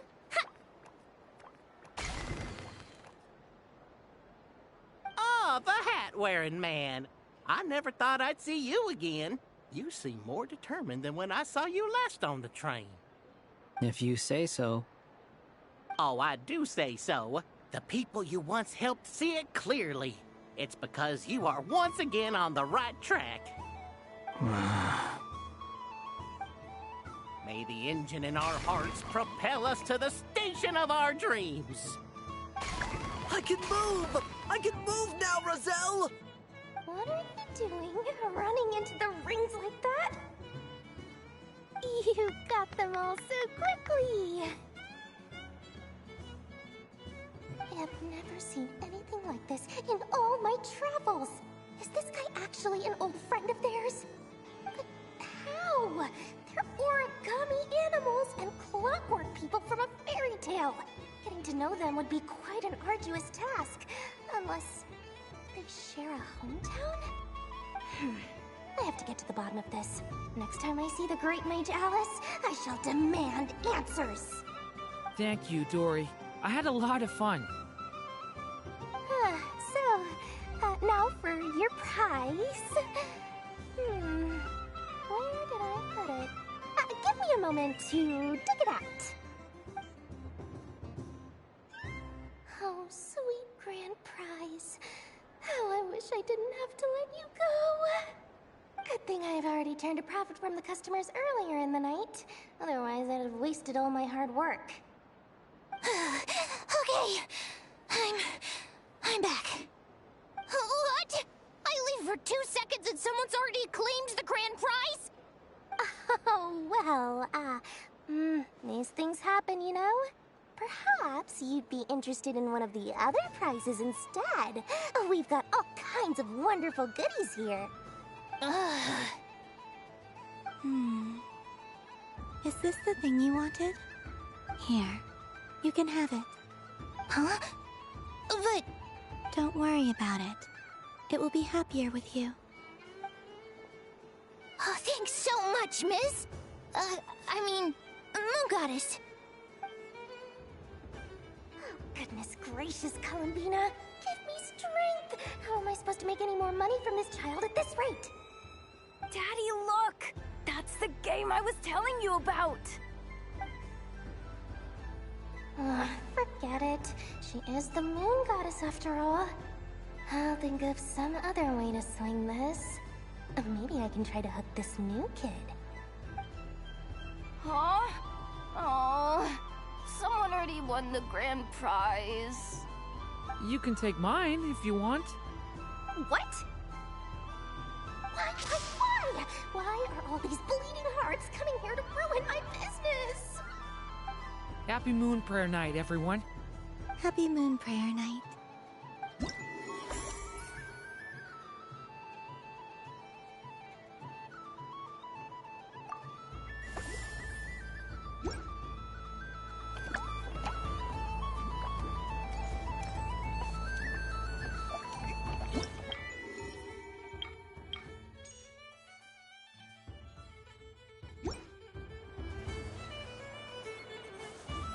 What's this? Should I give it a try?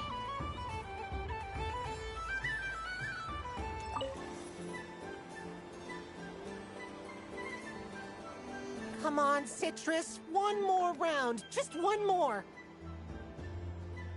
But my neck... oof. It's acting up again. You should take a break. Health comes first. Yeah, don't push yourself. We'll find someone else. Hey, don't look at me. I'm the referee. What are we gonna do then?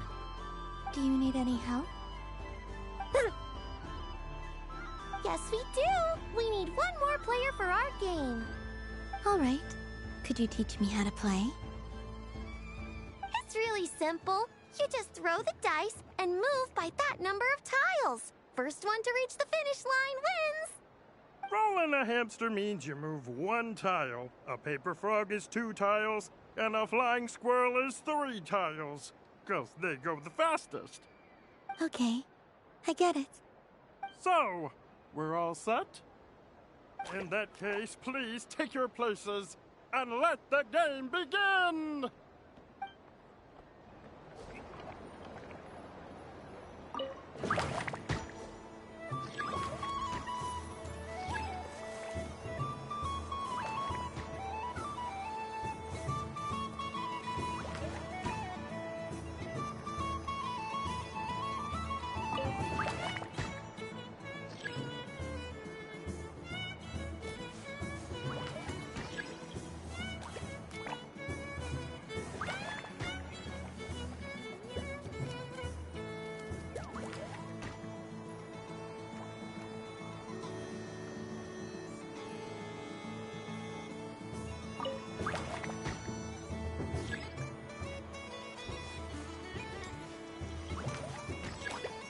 And the winner is Aristoppe! Well done! It's a pity that my good friend Faro Bear is busy working on a training program for Princess Semest. If he could have been here, the victory might have been his.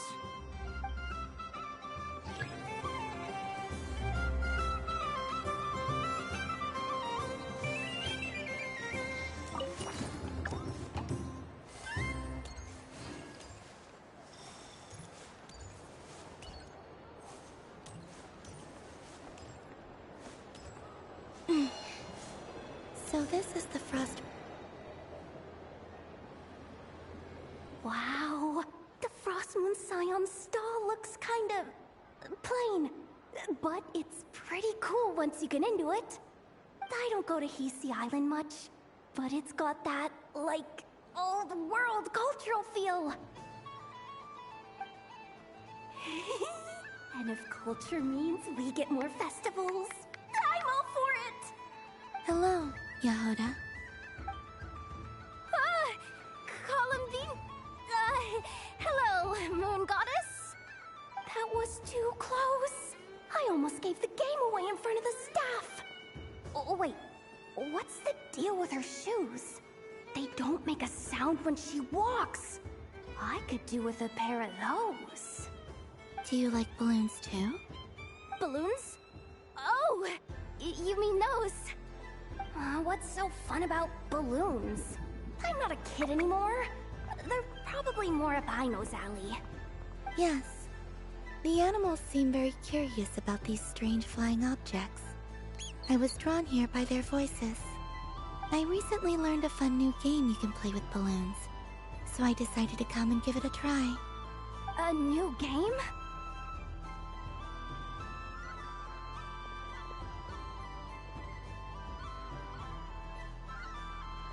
Hello. Welcome home, Moon Goddess. Here to buy some balloons? Yes. Could you give me a few that haven't been inflated yet? Are you sure? I guess it's not a problem, but... Yes, please. Thank you. Uninflated balloons? But those are just little rubber pouches. What does she want with those? Would you like to play the balloon game, Yehoda? Huh? Sure. I guess. How do you play it? Wait here a moment. Oh. This is so weird. What have I got myself into now? I thought I saw Columbina nearby. Uh-oh! That's the 4th Harbinger! Although she's helped us out quite a bit, she's good people, right?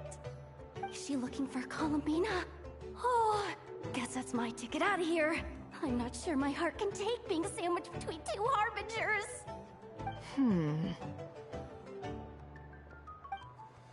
Which stall is she checking out? Oh, it's that other Frost Moon Scion's one. Try on the headgear, see what it's like having antlers or animal ears for a day. Oh, I wouldn't be caught dead wearing that stuff. So embarrassing. I have enough gear to carry as it is. Wait, What? She put it on?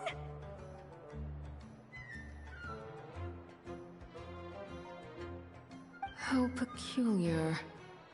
This would take some getting used to. I wonder if this is what it's like for Lynette. It really suits you, ma'am. What is this? She was so intimidating a moment ago, but now, dang, she's really rocking those ears. How does she make them look so cool? I suppose I may as well keep them on for now. All part of the festive experience. She's coming this way. How do you do, Miss Yehoda? Oh, jeez. Don't talk to me while wearing that thing. Where am I supposed to look? Oh, hey there. I'm looking for Columbina. Have you seen her? She just... Huh?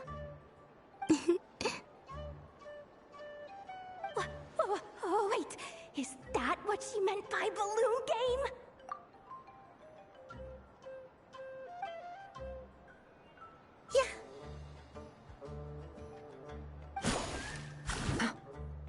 Huh?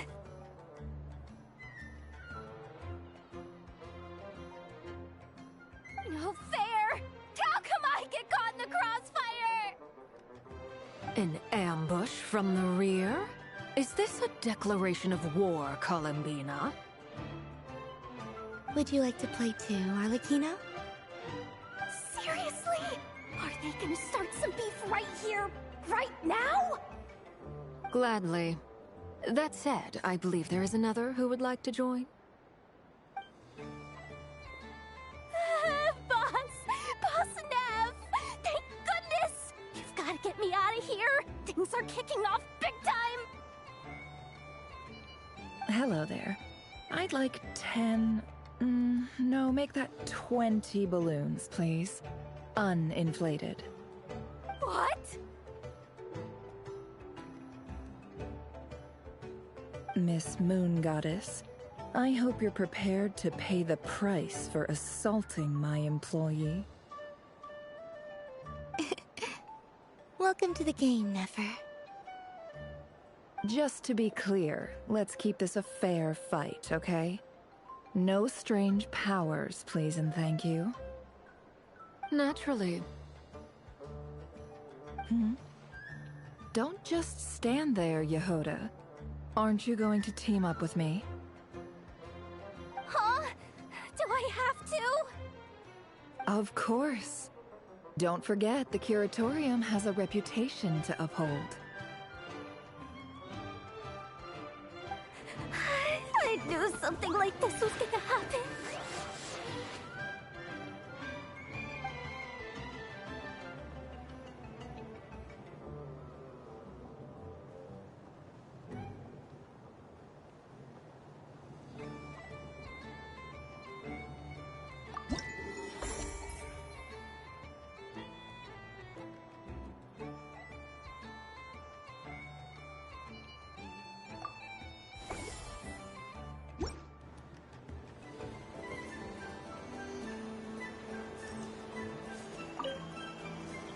I've seen Linny and the other children play this game before. It would seem that it's not a bad way to relax, once in a while.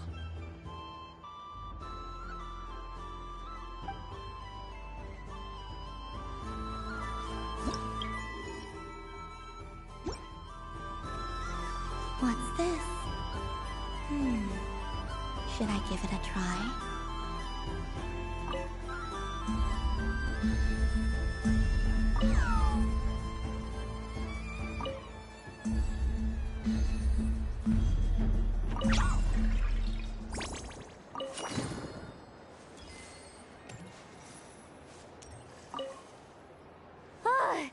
I just had a water fight with 2 Fatui Harbingers.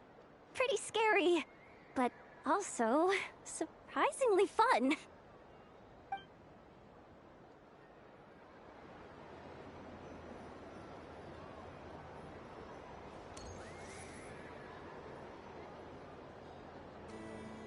I wish for a never-ending supply of laka berries. What a humble wish.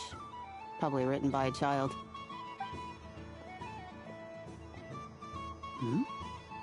Is that Lauma the Moon Chanter?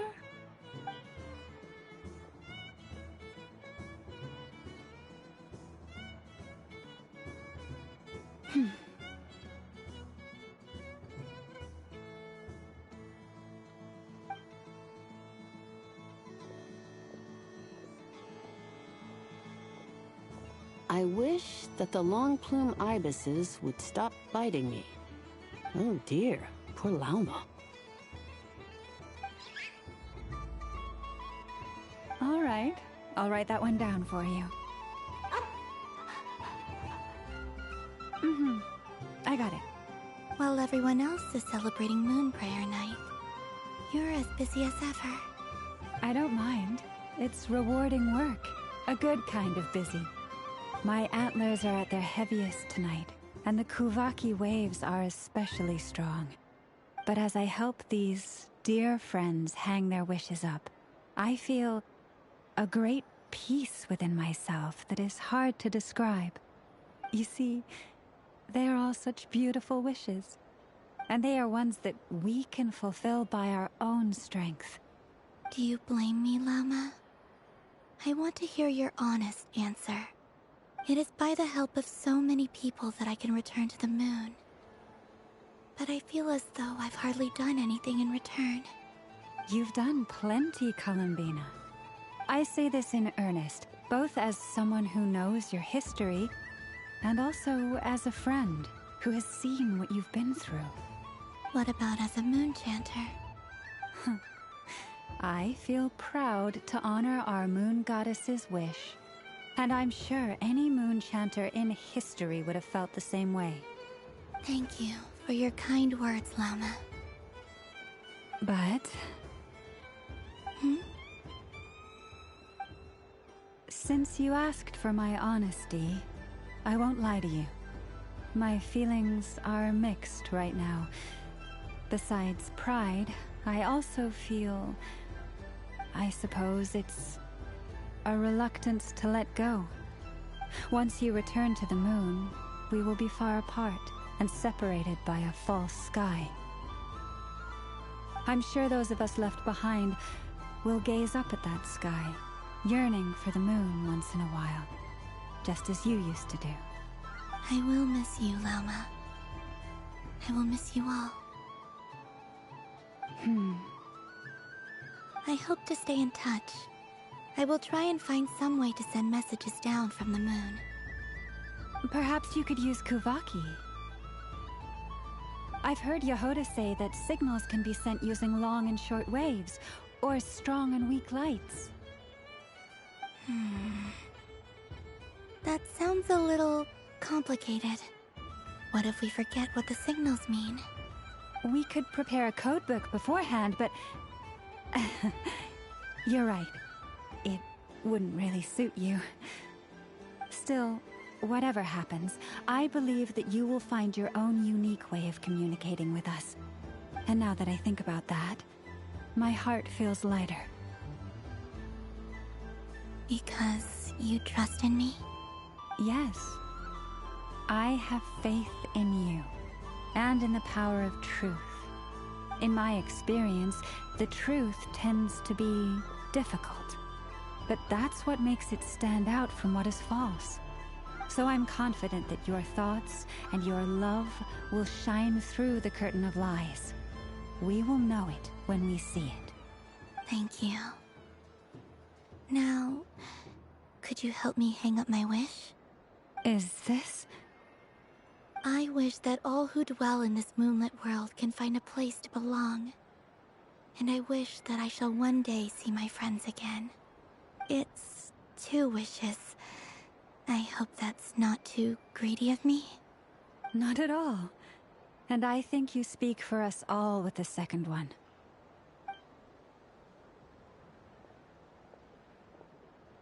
I shall continue to pray until the day that all of these wishes come true.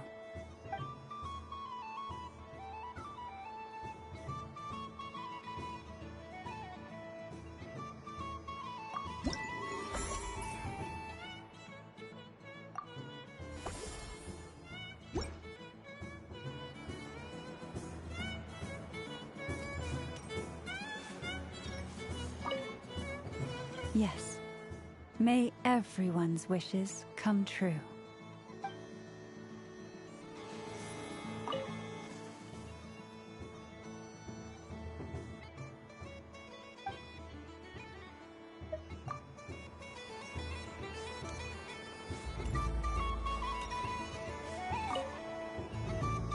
Miss Laliki! A kitten's been following you all this time.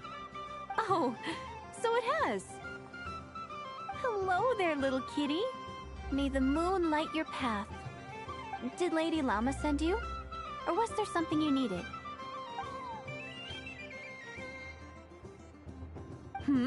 You'd like some moon prayer candies?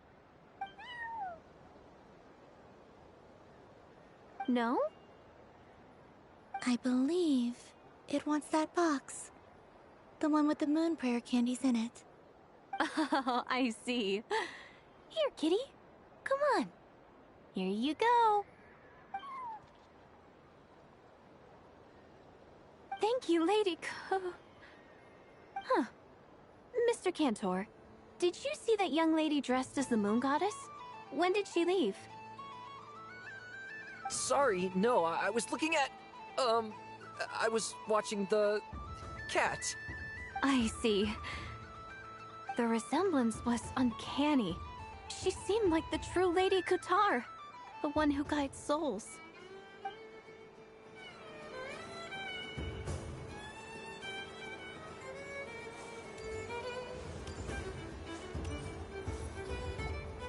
Sunny days! I prefer sunny days. Ah, well, you are as warm as the sun itself, Moon Goddess. Very well. I believe your spirit animal has to be this most adorable chic badger. Wow! Thank you, Mr. Talking Magic Lamp. Have a very happy festival, Moon Goddess. Lance? That's you, isn't it? It's our little secret, my dear traveler in Paimon. Okay, sure, but why are you here selling sugar sculptures? Everyone celebrates in their own way.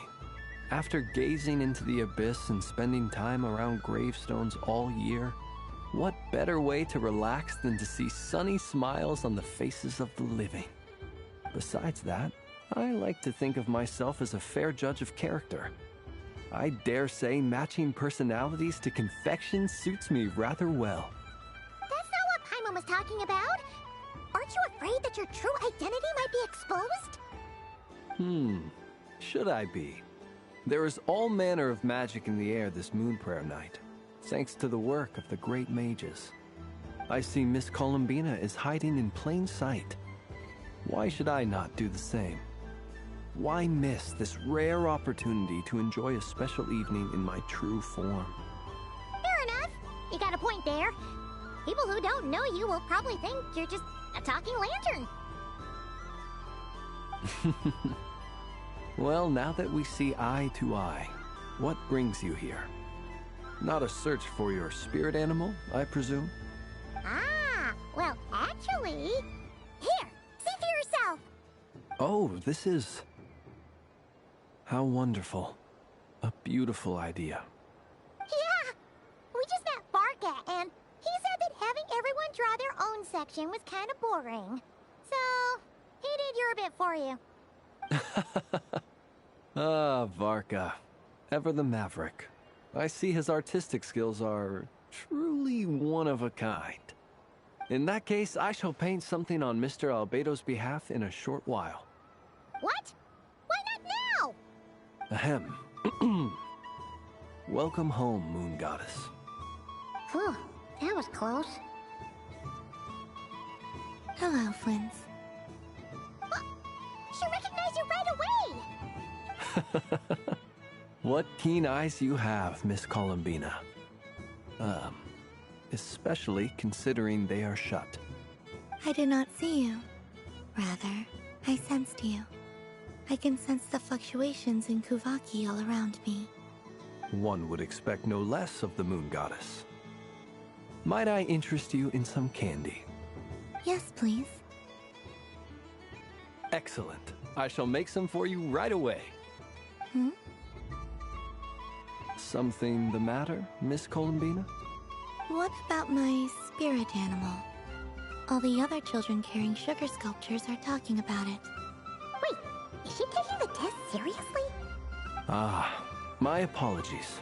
How could I neglect that? You are quite right, Miss Columbina. Every one of us has a magical creature living in their heart. Would you permit me to help you find yours? Yes, please. Do you prefer the day or the night? Night. Which of the 4 seasons is your favorite? Winter. Think of a perfect day. What is the weather like? Sunny, rainy, or perhaps cloudy? Rainy in the morning, sunny at night. What kind of answer is that? Forests, lakes, and open seas. Which do you prefer of these? I like them all. Imagine you opened your very own shop. What would you sell there? Moonlight, I think. Wow! Paimon would totally shop there. It wouldn't cost anything. You'd just need to visit. Aha! I believe I know what your spirit animal is. Here, for you. Oh, it's a Kohenki! Indeed. A free-spirited being with a deep love for all things here in Nodcry, who selflessly lends her aid to as many people as she can reach. It is the perfect fit for you, Miss Columbina. Thank you.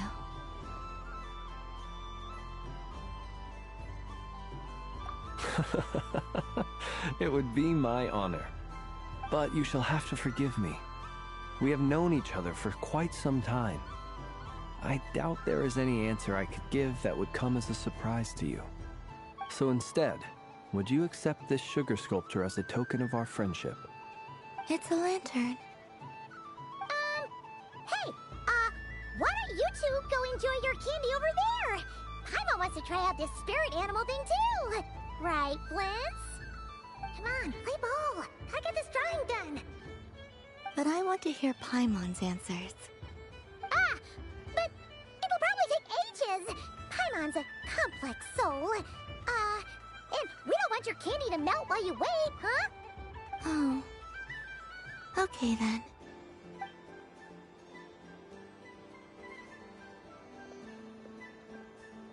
Phew. Nice excuse, Lady Paimon. That was some quick thinking. Yeah, no thanks to you. Although, help next time.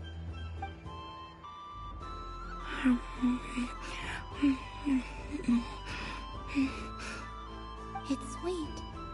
Is that Lockaberry? I wonder what flavor the traveler got. This way, this way! It's the candy-selling lantern! I'm coming! Of course. Traveler, maybe we can share? Yes. I found out recently that people share their food sometimes, so I'd like to try it. Or... is that a no? Thank you.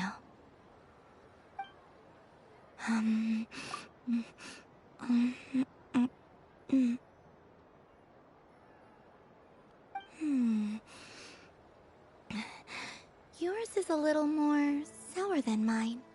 Here, you try it. Are you sure? Amazing. My sugar sculpture has shrunk, yet my heart is filled with feelings of sweetness. I will remember this feeling. Sure.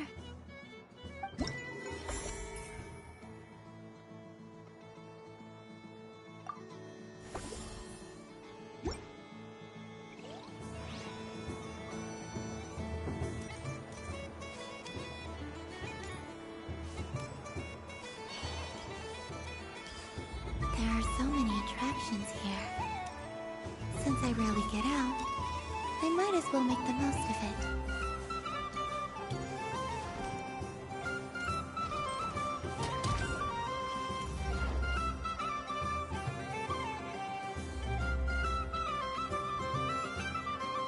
This doesn't make any sense! How am I losing every single time? Wait, Inefa, you're cheating, aren't you? Yeah, that must be it. I am not cheating, Aino. Uh-oh, sounds like Inefa's turning into a big baloney bot. I think it's time for some serious maintenance. Moon Goddess, help me. Miss Columbina, Aino is attempting to cheat. What the? I'm not the cheater. You're the cheater. How dare you throw it back at me?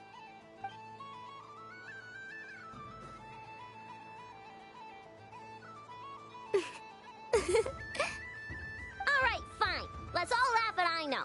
Just you wait till I get home, because I'm gonna make a game bot that can win 100% of the time. Let's see you laugh when I come back and beat your butts. You'll all have your heads covered in stickers when I'm through with you. We came to check everything was okay after all that yelling, but,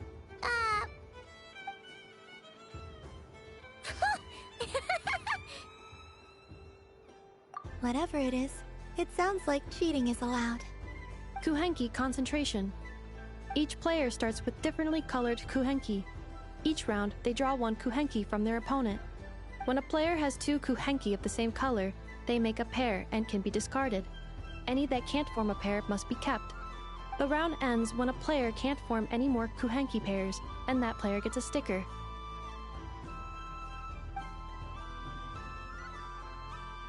Ooh!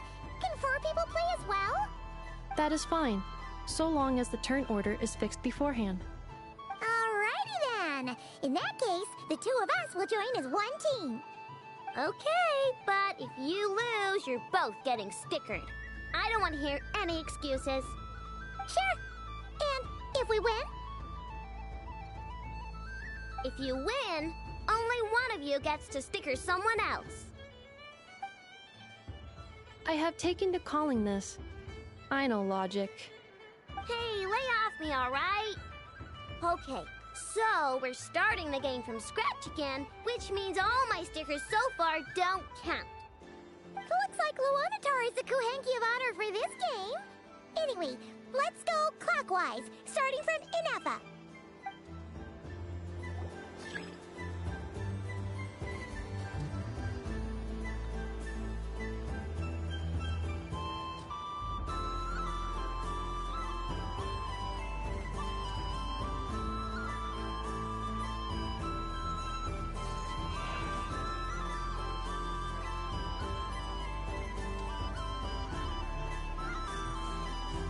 Nice! That's a pair!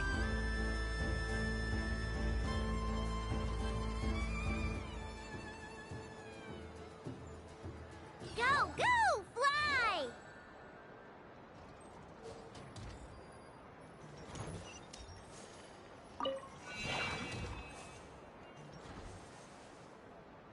Go on.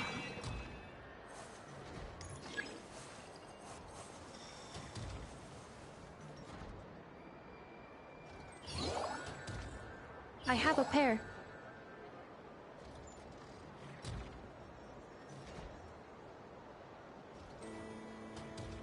Uh-oh! We gotta pick up the pace!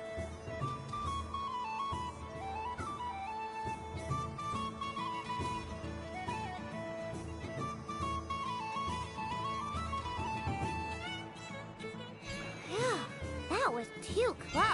I thought I was gonna lose. Let's see who's gonna be the unlucky one.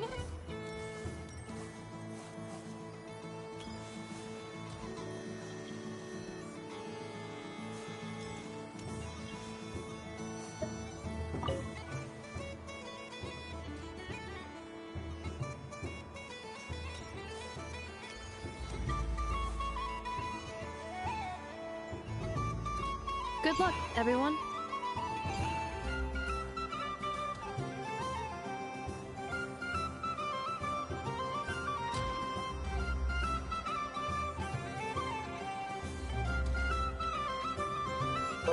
pick a good one. What's it gonna be? You're looking very pleased with yourself there. What happened to being a huge Grumposaurus? I won. Duh.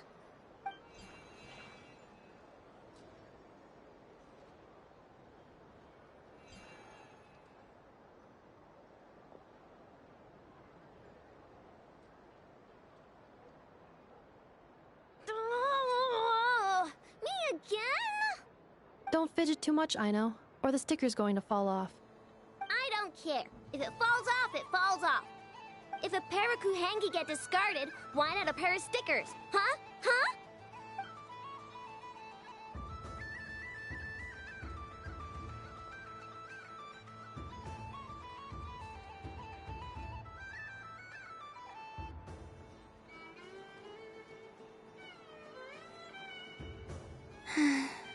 I've lost. Sticker, sticker, sticker!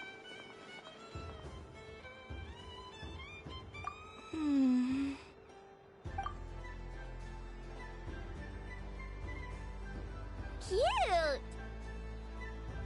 You think so? Shame. I can't see it for myself.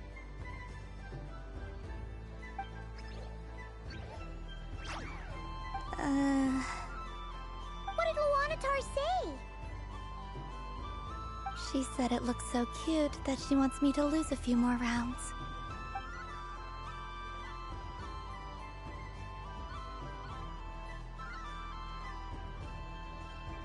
Who put these stickers on Paimon's eyebrows?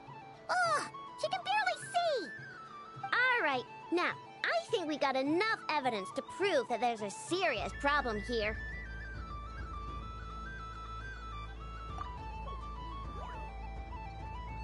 Yes, I agree as well.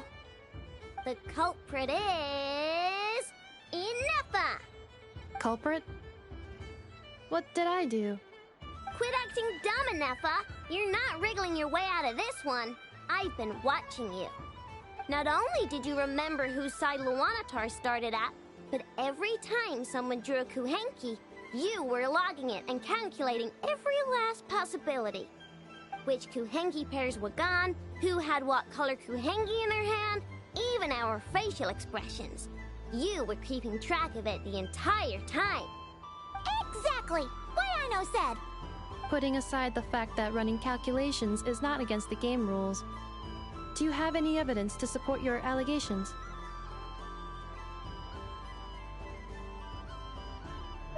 But that's not against the rules either. So she admits it. She certainly does. Alright, everyone grab a sticker. It's time to get Inefa back. But... Take that!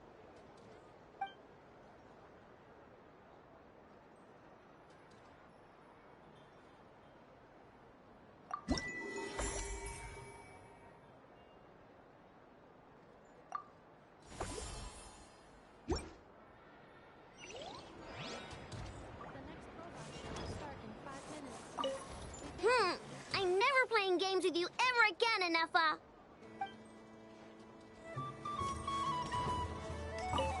Ino is throwing a tantrum again. I believe it will take 3 Krumkakes to constitute a suitable peace offering.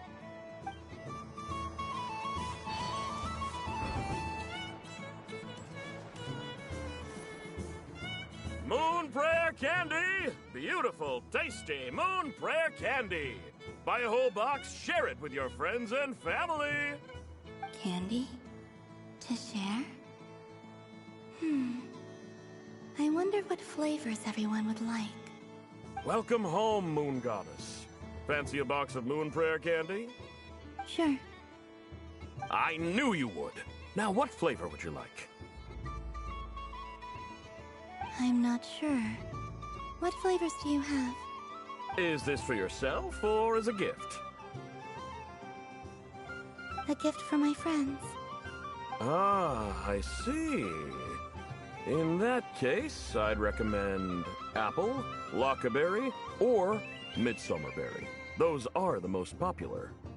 Do you have nocturnal blossom flavor? Huh. I've seen couples give those as gifts before, but I did not know they were edible. No? Okay then. Moonfall Silver? You did say this was for friends, right?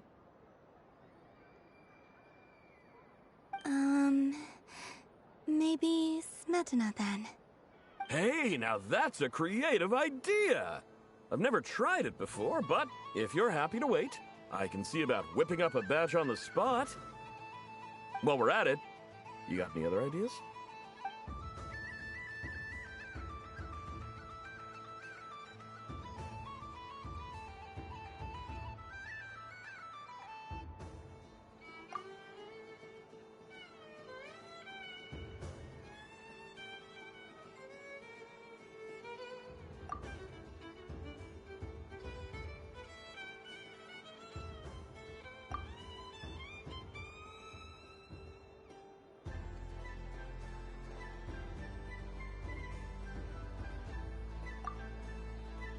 Here you go. Every flavor you asked for is in there.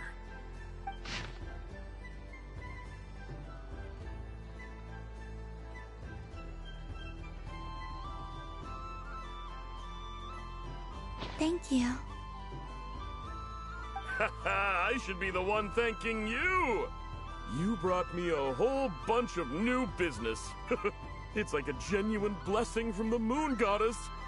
I hope you and your friends have a lovely night.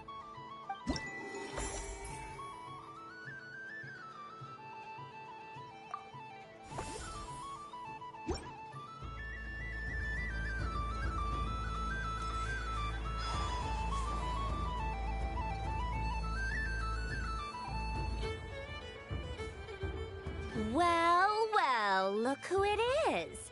I heard someone went and disappeared on us the moment we let her out of our sight. They looked all over for you. Frankly, I didn't think you'd be back for Moon Prayer Night. Were you worried about me, Sandrone? You would like that, wouldn't you? Do you even hear what you're saying? It seems to me like you disguised yourself with festive headgear, just so that you could come see me on Moon Prayer Night and make sure I'm okay. You didn't even bring Polonia with you. You? Ugh, I thought you couldn't see! I cannot. But I sense the confusion of those around us rippling through the Kuvaki currents. Based on what I know about you, let me guess what you're wearing. Is it cat ears? Shut up! I'm only here to protect the Fatui's interest in this territory. Running into you was pure bad luck. Really? But you were the one who asked Arlecchino to help everyone find my name. Columbina! Ugh! Just one more word, and I'll unscrew your vocal cords. It's Columbina Hyposelenia now. Tell someone who cares. I've missed you, Sandrone. The whole time I was gone, I was thinking. I hope I get a chance to say some ugly words to you. Is that supposed to be a joke?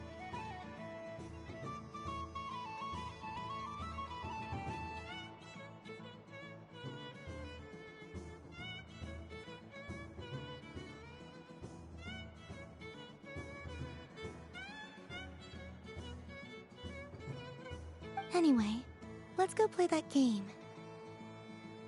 What? You mean that frostfin whale? Yes. It's some kind of game where you get bitten if you step on the wrong tooth. Seems like fun. Who in their right mind would wanna...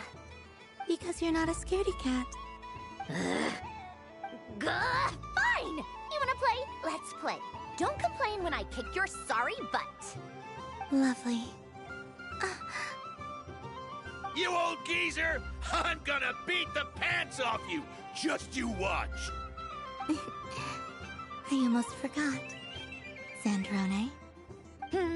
What is it now? You'd better not lose, or I'm going to beat your head in. What?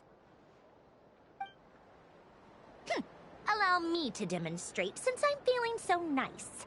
You just step on the teeth, like this.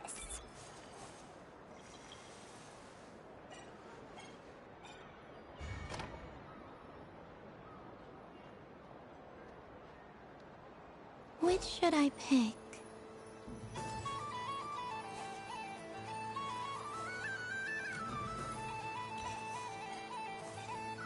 Your turn, Sandrone.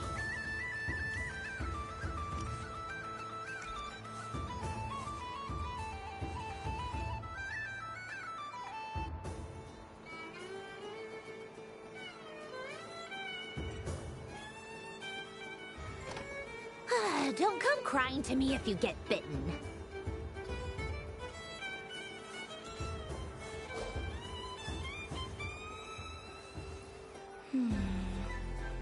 I'm getting a bad feeling from this one. Sensing Kuvaki doesn't count as cheating, right? I want to switch.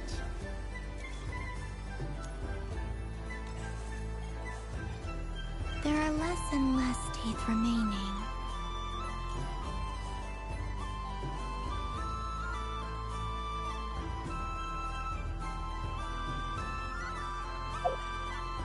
Huh? What's that noise?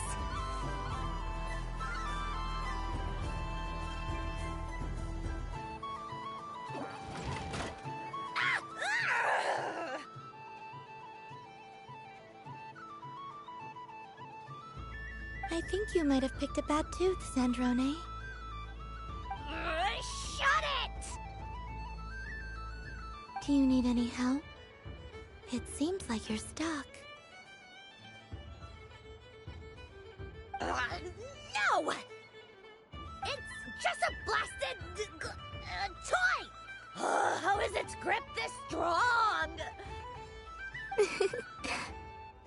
Stop laughing! All right. Well, you lost. So just like I promised. Hey! What are you doing? Are you seriously? Hiya!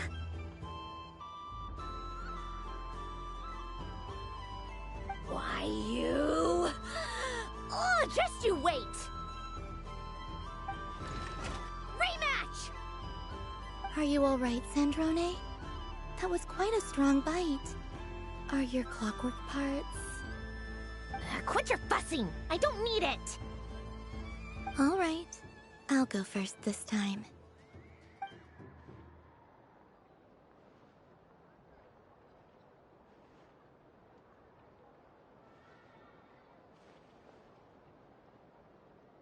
I see it now. She can sense which teeth are rigged. So I just need to avoid the same ones that she does.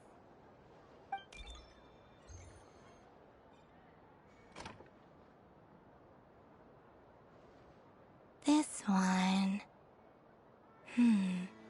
Seems fine. She avoided that one then? Now I've got you. All right, my turn.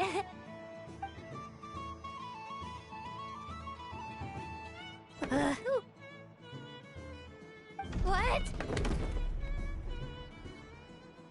Looks like you lost again, Sandrone. Wait! There's more than one bad tooth! Bonk.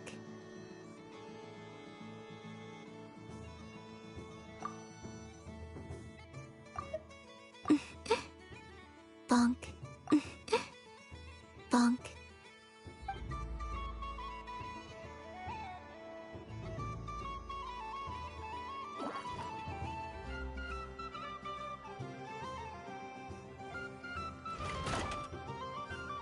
Stupid game! What idiot came up with this?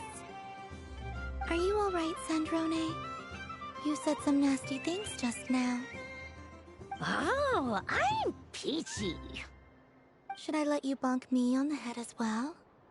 Ah, forget it! Come on, bonk away. It can be your consolation prize for losing so badly. I told you, forget it! Gah, you've always been so annoying. Singing right outside my door and biting yourself to my tea parties going AWOL. And now you're off to the moon or something.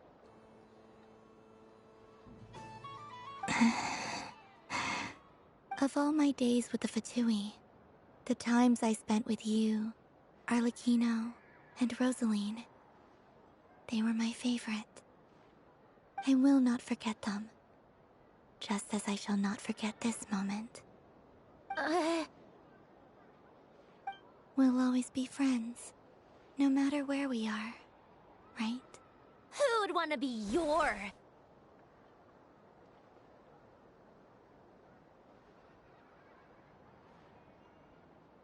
I'll miss you, Sandrone.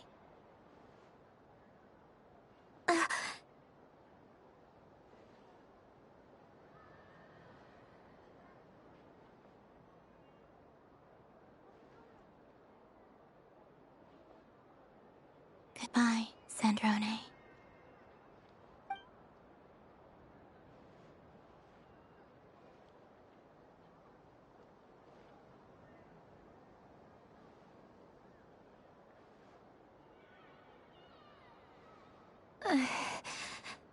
I'll miss you too, Columbina.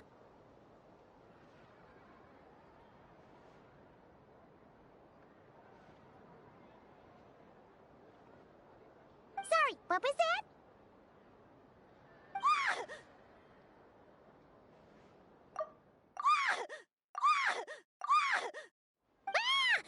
Yeesh! No need to freak out. What's wrong? We've been looking everywhere for you. What do you want? Oh, nice ears.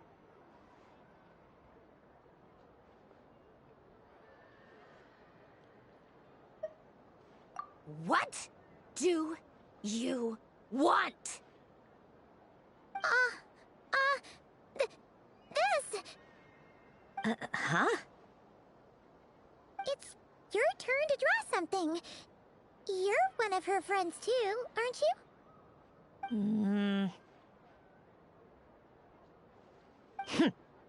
Doesn't know how lucky she is. Sorry? Nothing. I'm done. Take it. Oh, that was fast.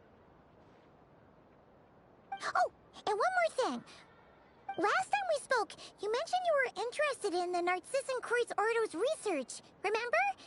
There were too many people when we last met, so we didn't get the chance to do this. What are you talking about?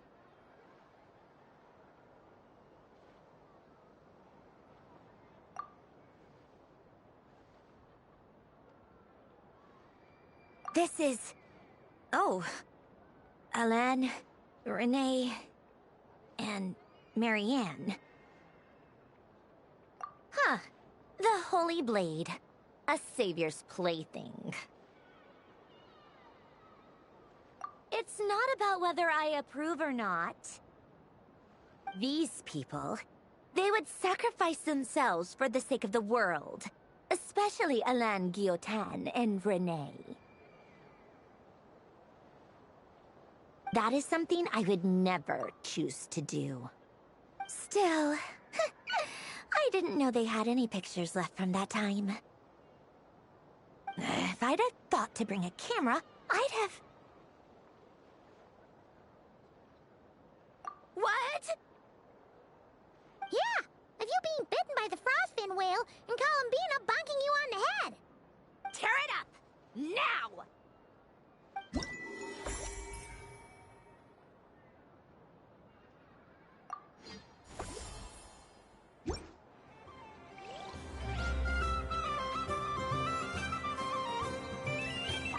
What's there to see on that moon anyway? Let her go up there and cry alone. See if I care. You're giving me candy?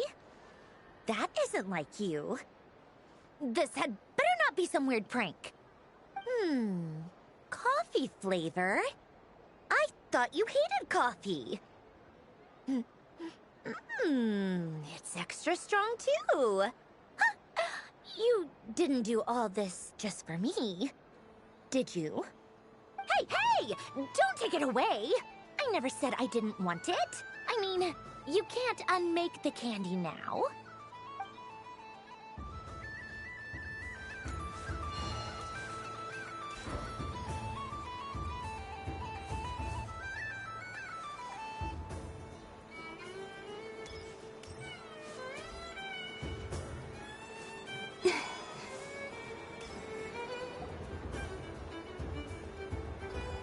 Dodoco's Whirligig! Come check out Dodoco's Whirligig!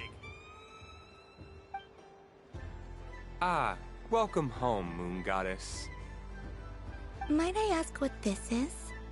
Ah, it's a very special amusement sponsored by the great mage herself. Ride on a soft and furry Dodoco and embark on an unforgettable adventure. I say that, but I'm just following a script here. Who is this mage, anyway? And what the heck is a Dodoco? I'd like to ride. No problem. But, are you by yourself? Is that not okay?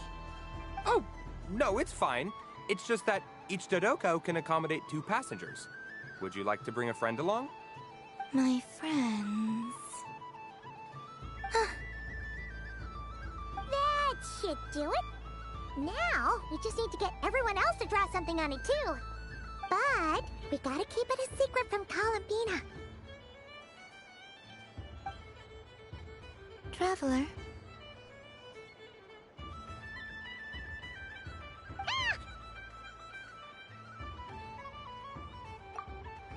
I want to go on that ride. Will you join me?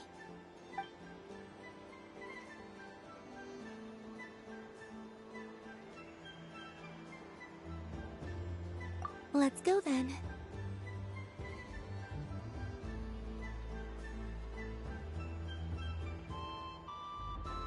Don't worry. Paimon will do the rounds. You go have fun.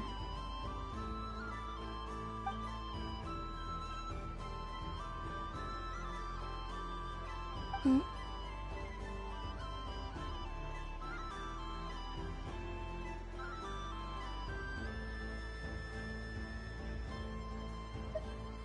All right.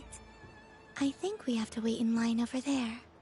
Please take your seats. For safety reasons, you mustn't try to leave the ride before it comes to a complete stop.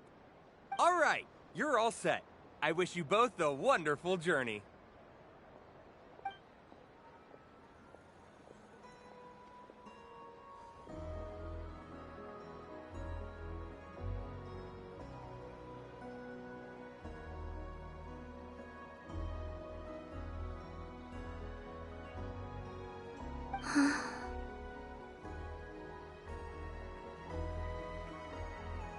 Not bad. It reminds me of riding a moon lane. Sometimes, the Kuhenki circle around me like this, playing their beautiful melodies. Yeah. I'm going to miss them.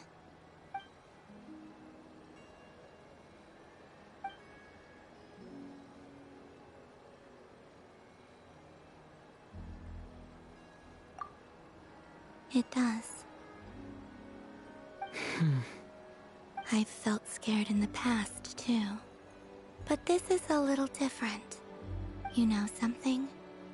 I got to see a lot of fascinating things during my disappearance. I saw how the Frost Moon Scions act around their families. So different than how they used to act in my presence. And I also saw how they interact with their friends. It made me curious at first. Why do people act so sincere when they're worshipping gods, but save their truest, warmest feelings for each other? Slowly, I came to realize that it's because they trust one another. They know, deep down, that they'll be accepted for who they are. All of it. The good and the bad. I know. I knew it the moment you started calling out my name. What I fear now is the end. I fear losing all this the very night I have gained it.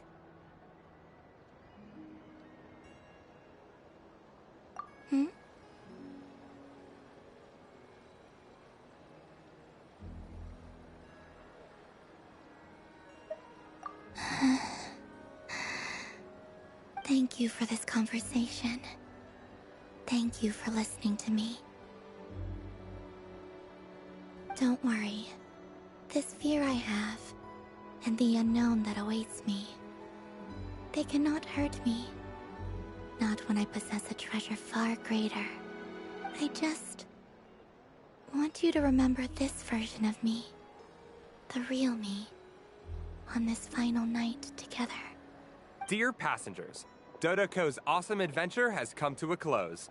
Please leave in an orderly fashion, and we look forward to seeing you again in the future. Don't want the journey to end, huh? Don't worry, you two. There's always another adventure waiting just around the corner.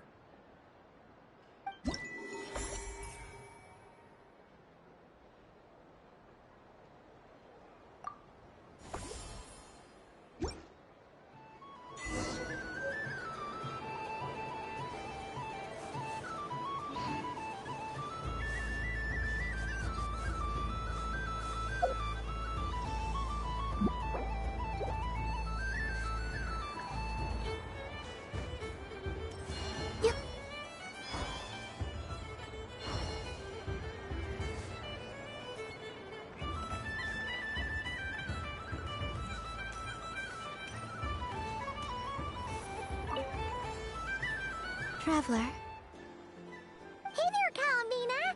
Are you done checking out the festive amusements already? Are you sure you don't want to look around some more? You might not get another opportunity like this for a while. Right now, what I'd like to do is...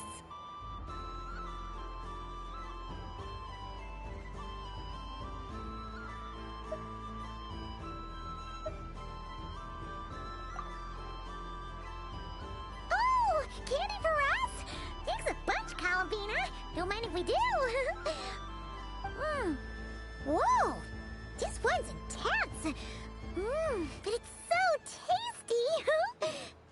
What about you, Traveler? How does yours taste?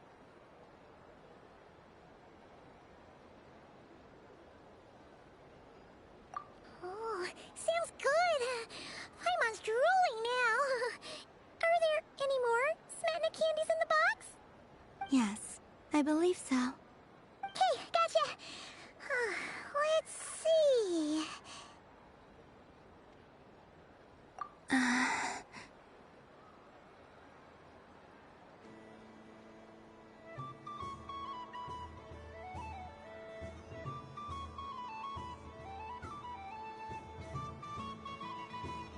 Sure. This one, and yep, this one looks right too. Okay, that's 3. Here we go. 1 per person. It's so sweet.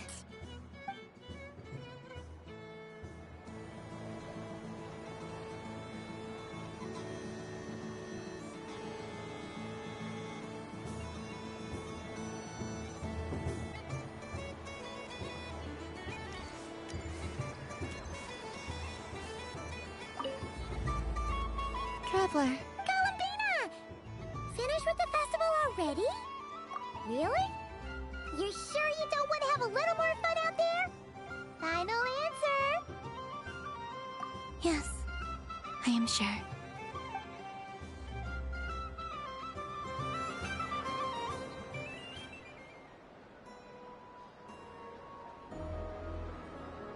This was the most fun I've ever had on a moon prayer night.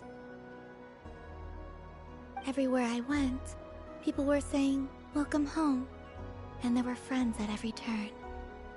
I only wish it could last longer than one night.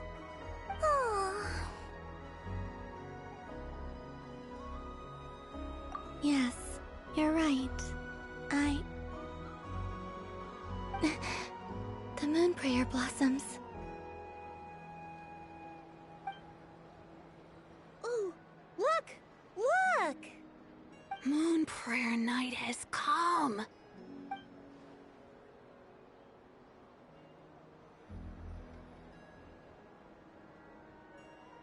The moon.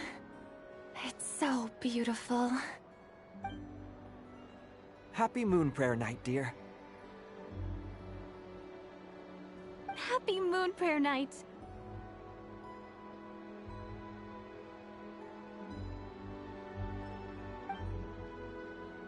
Happy Moon Prayer Night.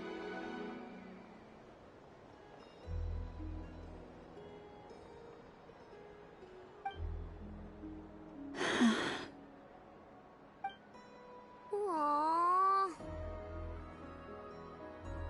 Huh.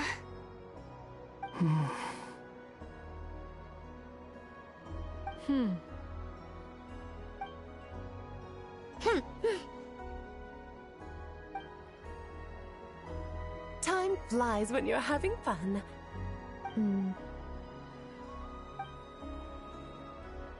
Oh. Looks like the time has come. Columbina. You're heading off, then? Yes, to the ruins you mentioned. And from there, back home to the moon. Wait! I know? At least... Take one of our craft shop's crumb cookies up to the moon with you. You know, for a snack. Sure. Why not? The Curatorium of Secrets believes in proper farewells. No story should be left without a satisfactory endnote. Never. Farewells are an important affair for the Ratniki, too. We never know when we might meet again. Haha! And here I thought grand farewells wouldn't suit tonight's mood. But I suppose friendly passion is not to be stopped, eh? We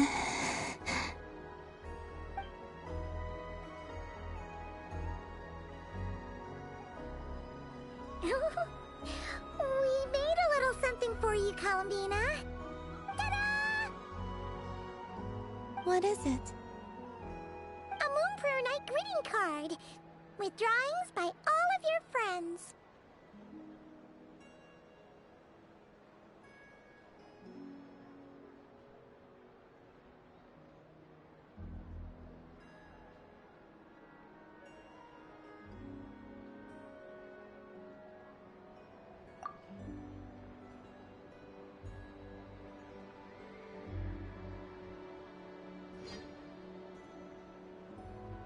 You did mention that you'd like a portrait done, so I took the liberty of creating one for you.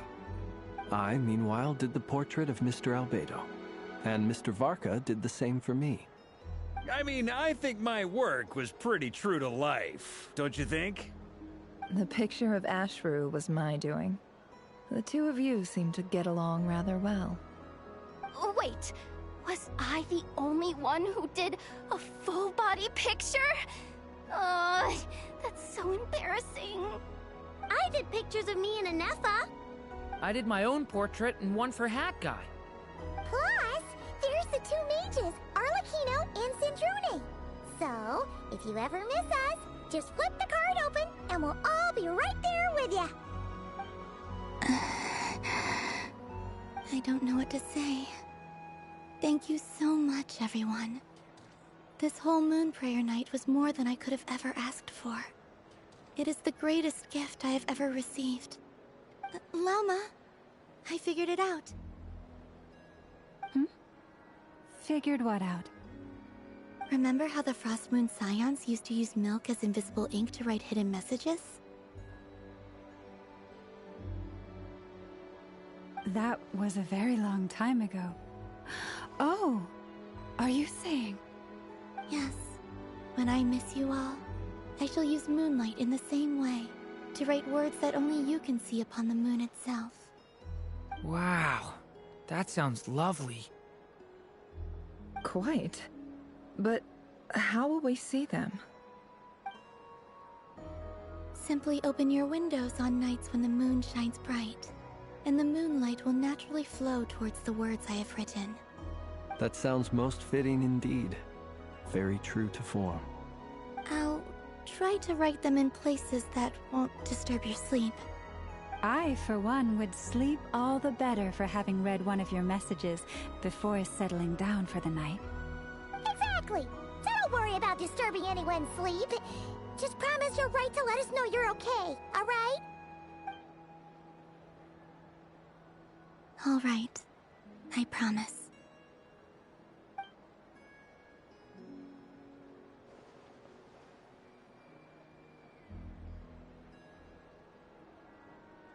In that case, Columbina? I'm ready. Very well. Let's go.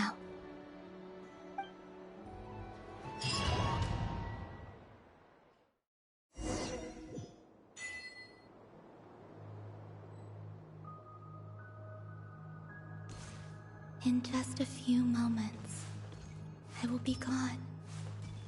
I still don't know what to expect on the moon. Will I really be able to send messages to my friends? The Kuhenki, the animals of Not Cry. I'll never get to see them again. I wonder where I'll be when the next moon prayer night comes.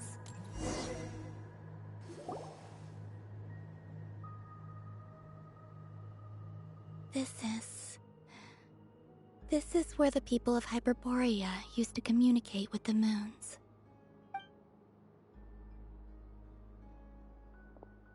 Eternal moon, frost moon, iridescent moon. When the power of all three converge, the gate to the moons shall open. Moon marrow preparations are complete. Only the final step remains. I'm sure Nasha Town is livelier than ever at this moment. Yeah, it's a shame you couldn't be there for it, but it's now or never, right? It's fine. I'm more than happy with this. My last piece of luggage. My only piece of luggage.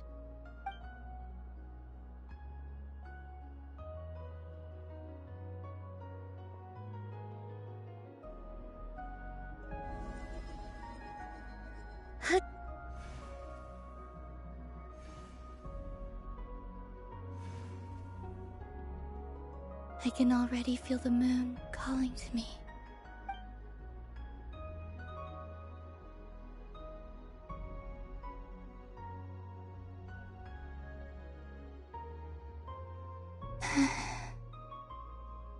Your home lies on the far side of this light, Columbina. From now on, we will at last have a reason to pray to the true moon. Columbina. Yes? I'm listening. Be sure to come back and see us when you get the chance.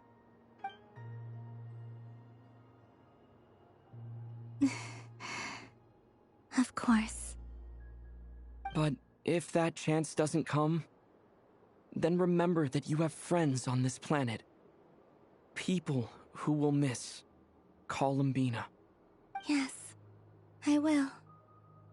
Thank you for everything you've done for me. And remember, come night or day, the moonlight shall always connect us. Well then, farewell, my friends.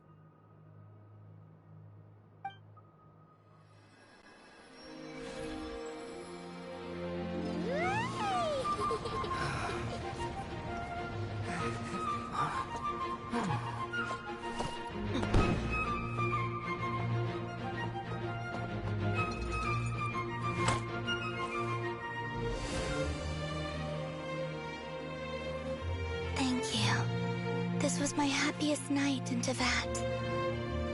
Farewell, Columbina.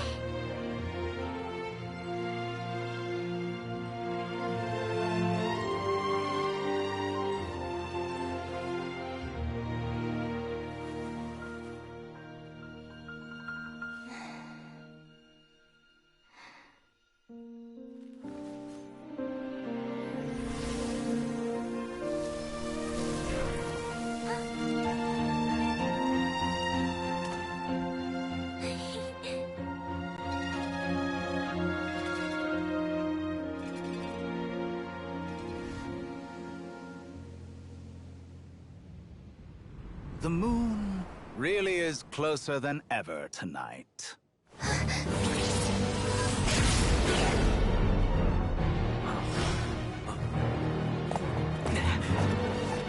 Columbina. All 3 moons in one place. Time for one final experiment. Reason, life, death, time, and space. They all believed I would fail.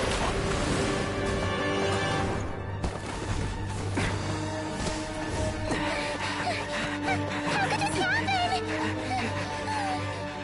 But Tevat's primordial power never did belong to the throne of heaven. And now, they are mine.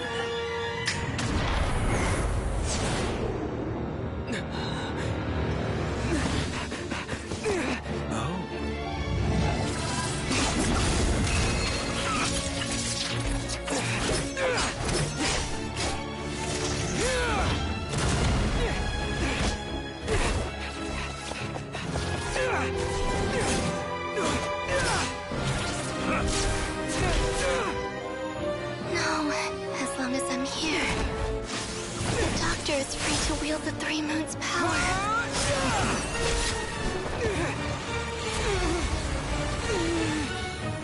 It's the only way.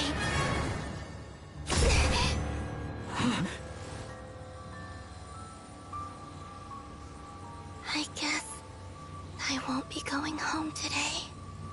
Columbina! No!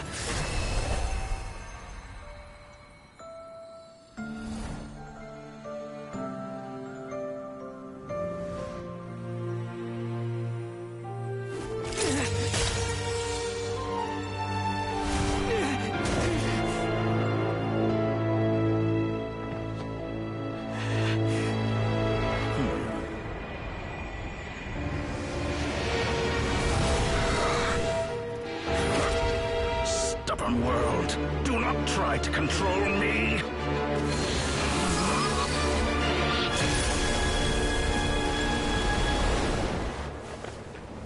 Columbina.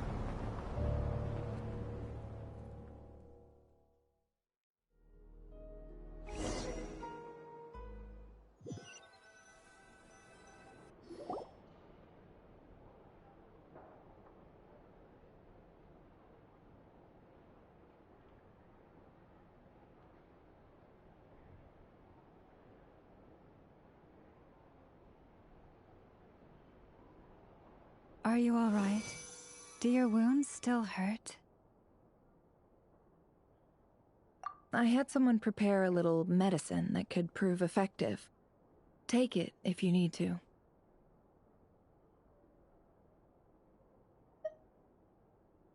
In that case, let me relate the contents of the call we made to Alice after the incident occurred.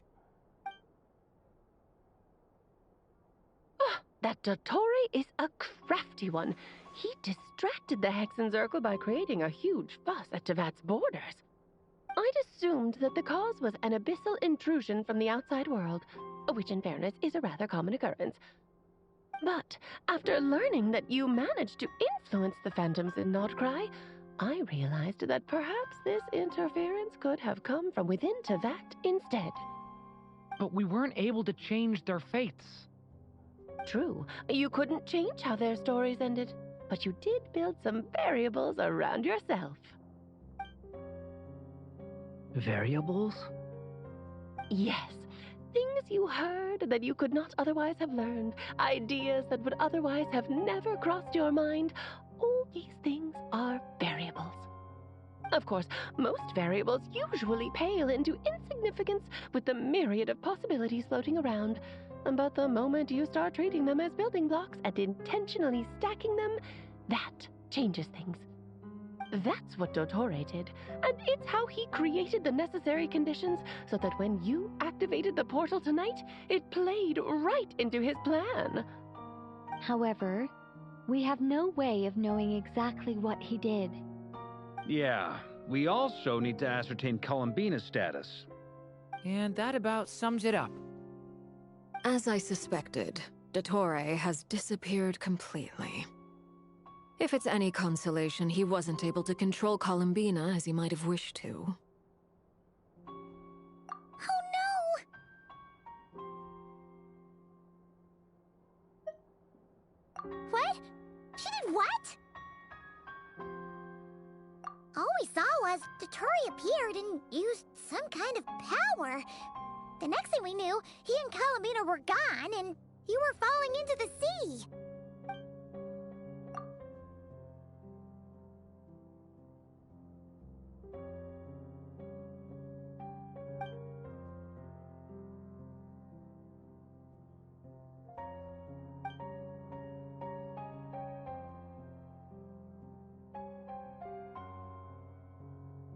So, Columbina intentionally opened the Moon Gate and escaped into the same mysterious world as Rerir and Thalindis.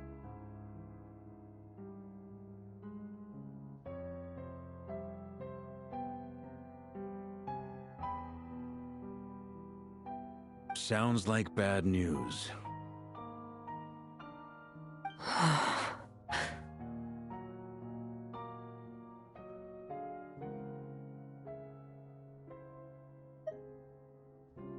Seen in that way, the trilunar syzygy and Rerir's emergence, Dotori might have been pulling the strings in both cases.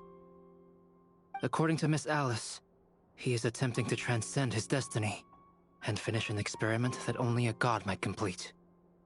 An utter lunatic. Wait a sec, where's Hat Guy? Seems like he'd want to be here for this. He took off with the Dodo communication device after we spoke to Alice. He said he had a hunch that he wanted to investigate by himself.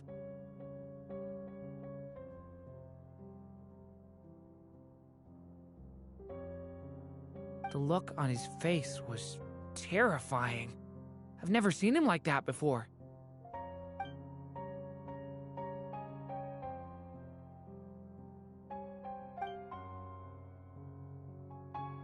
I'm back. Hat Guy! I went to look for the Hyperborean phantoms again. I think I've gotten to the bottom of it. I got them to talk to Nicole on the other end of the communications line. Turns out, the history they describe is different from how Nicole remembers it. Really? But how? Surely Nicole can't have been wrong. Because the phantoms are the ones who are deceived. They speak of a savior who appeared in their history. One who never should have existed.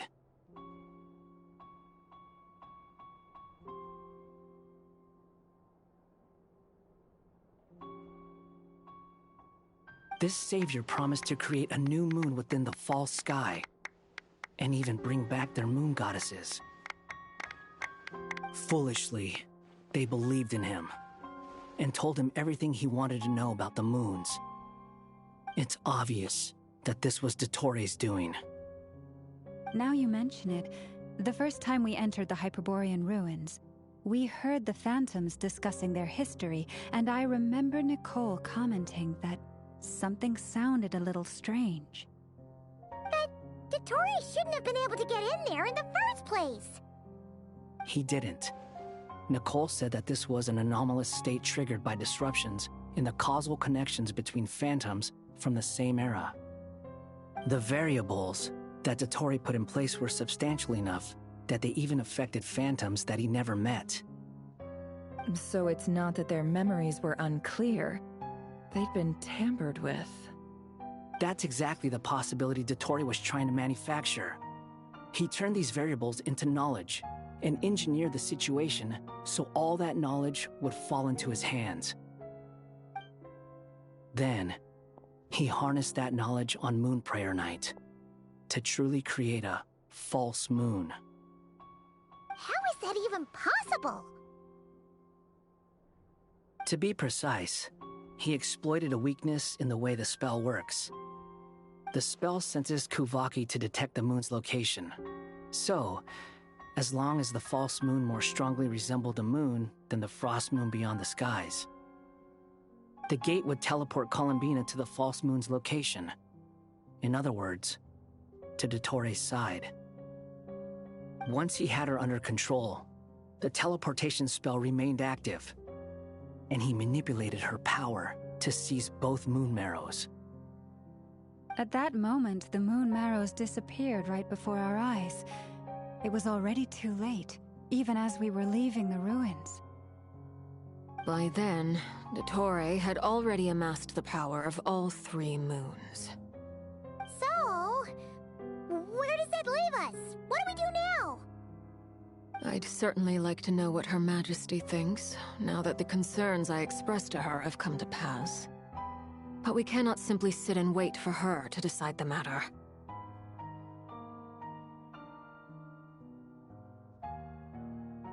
And in any case, it is not the Fatui Harbinger Damselette who sees us as her friends, but rather Columbina Hyposelenia. If, even in such extreme circumstances, Her Majesty will not lift the prohibition on Harbingers drawing steel against one another, then I will do as my heart demands. I will fight as Peruware instead. Oh, Arlecchino! Time is short, so I'll make the first move.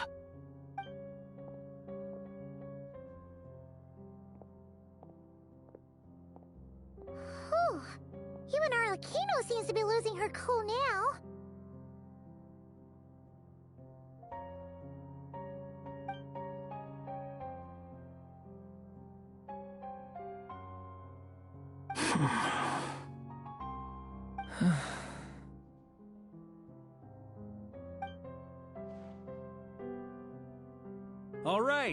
All right.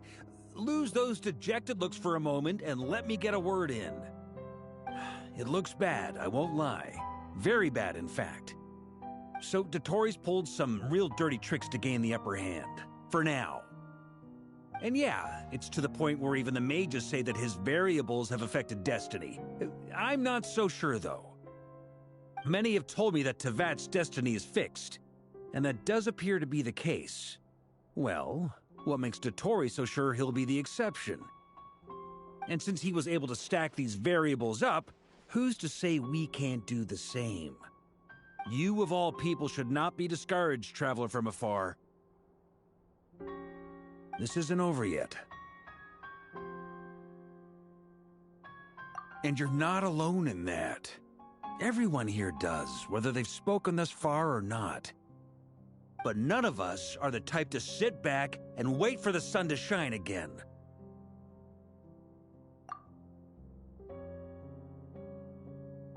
That's exactly how a knight should roll. If they knock you down, you get back up and get back in it.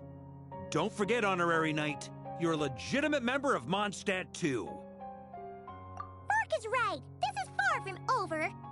Dottore's already way overdue a butt-kicking given his past shenanigans.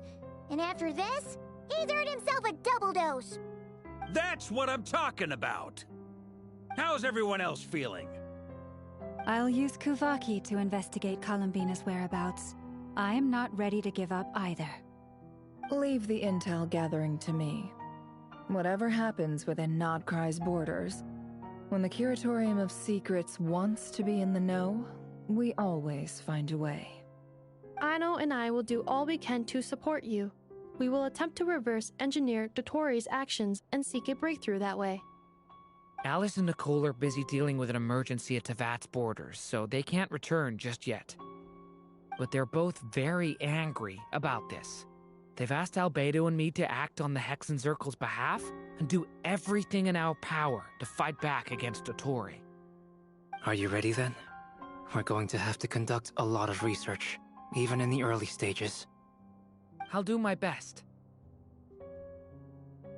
As for me, I'm pretty familiar with Dottore's way of doing things, so I can try to predict his next move. I'll help. Nice! Looks like we have our basic division of labor. I'll get in touch with Flints and Itlua, get them to have a chat with their Starshiner. It couldn't hurt to bring the Lightkeepers on board as well. At the same time, I'll pass on instructions to the knights present in Nodcry to assist the Lightkeepers and other organizations in ensuring the safety of those living here. Yeah! We'll show him!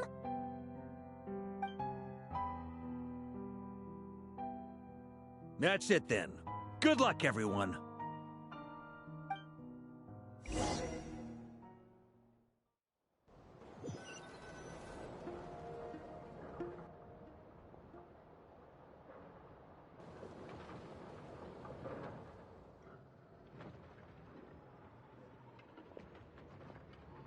I never thought that Columbina would become my real name. It went from being a Fatui code name to something my friends call me. And remember, come night or day, the moonlight shall always connect us.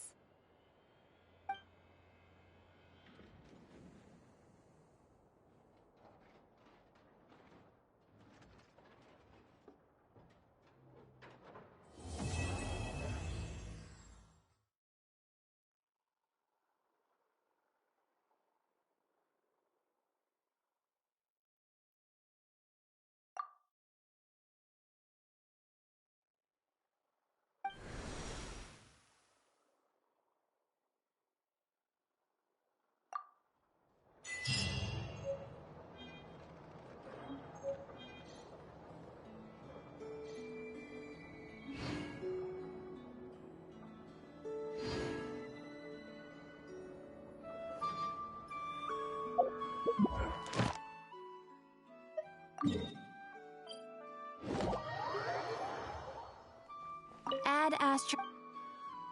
Thank you for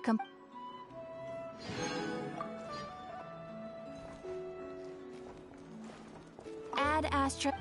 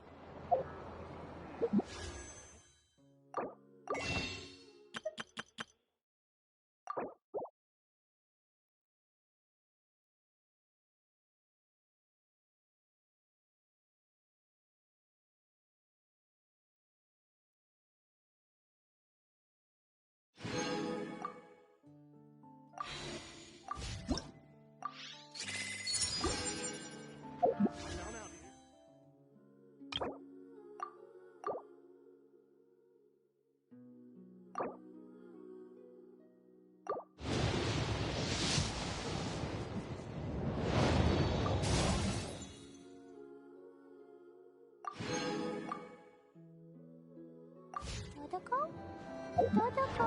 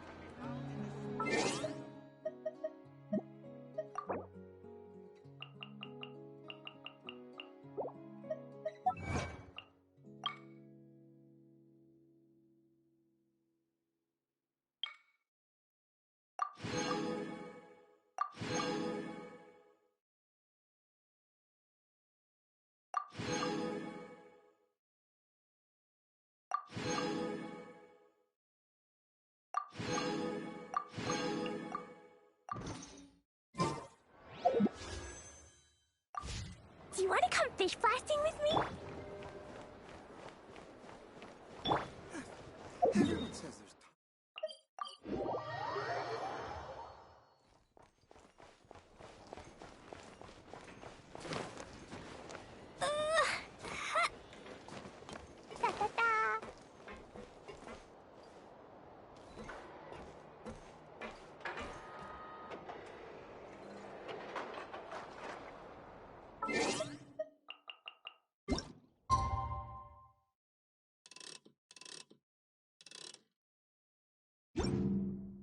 He's bombed.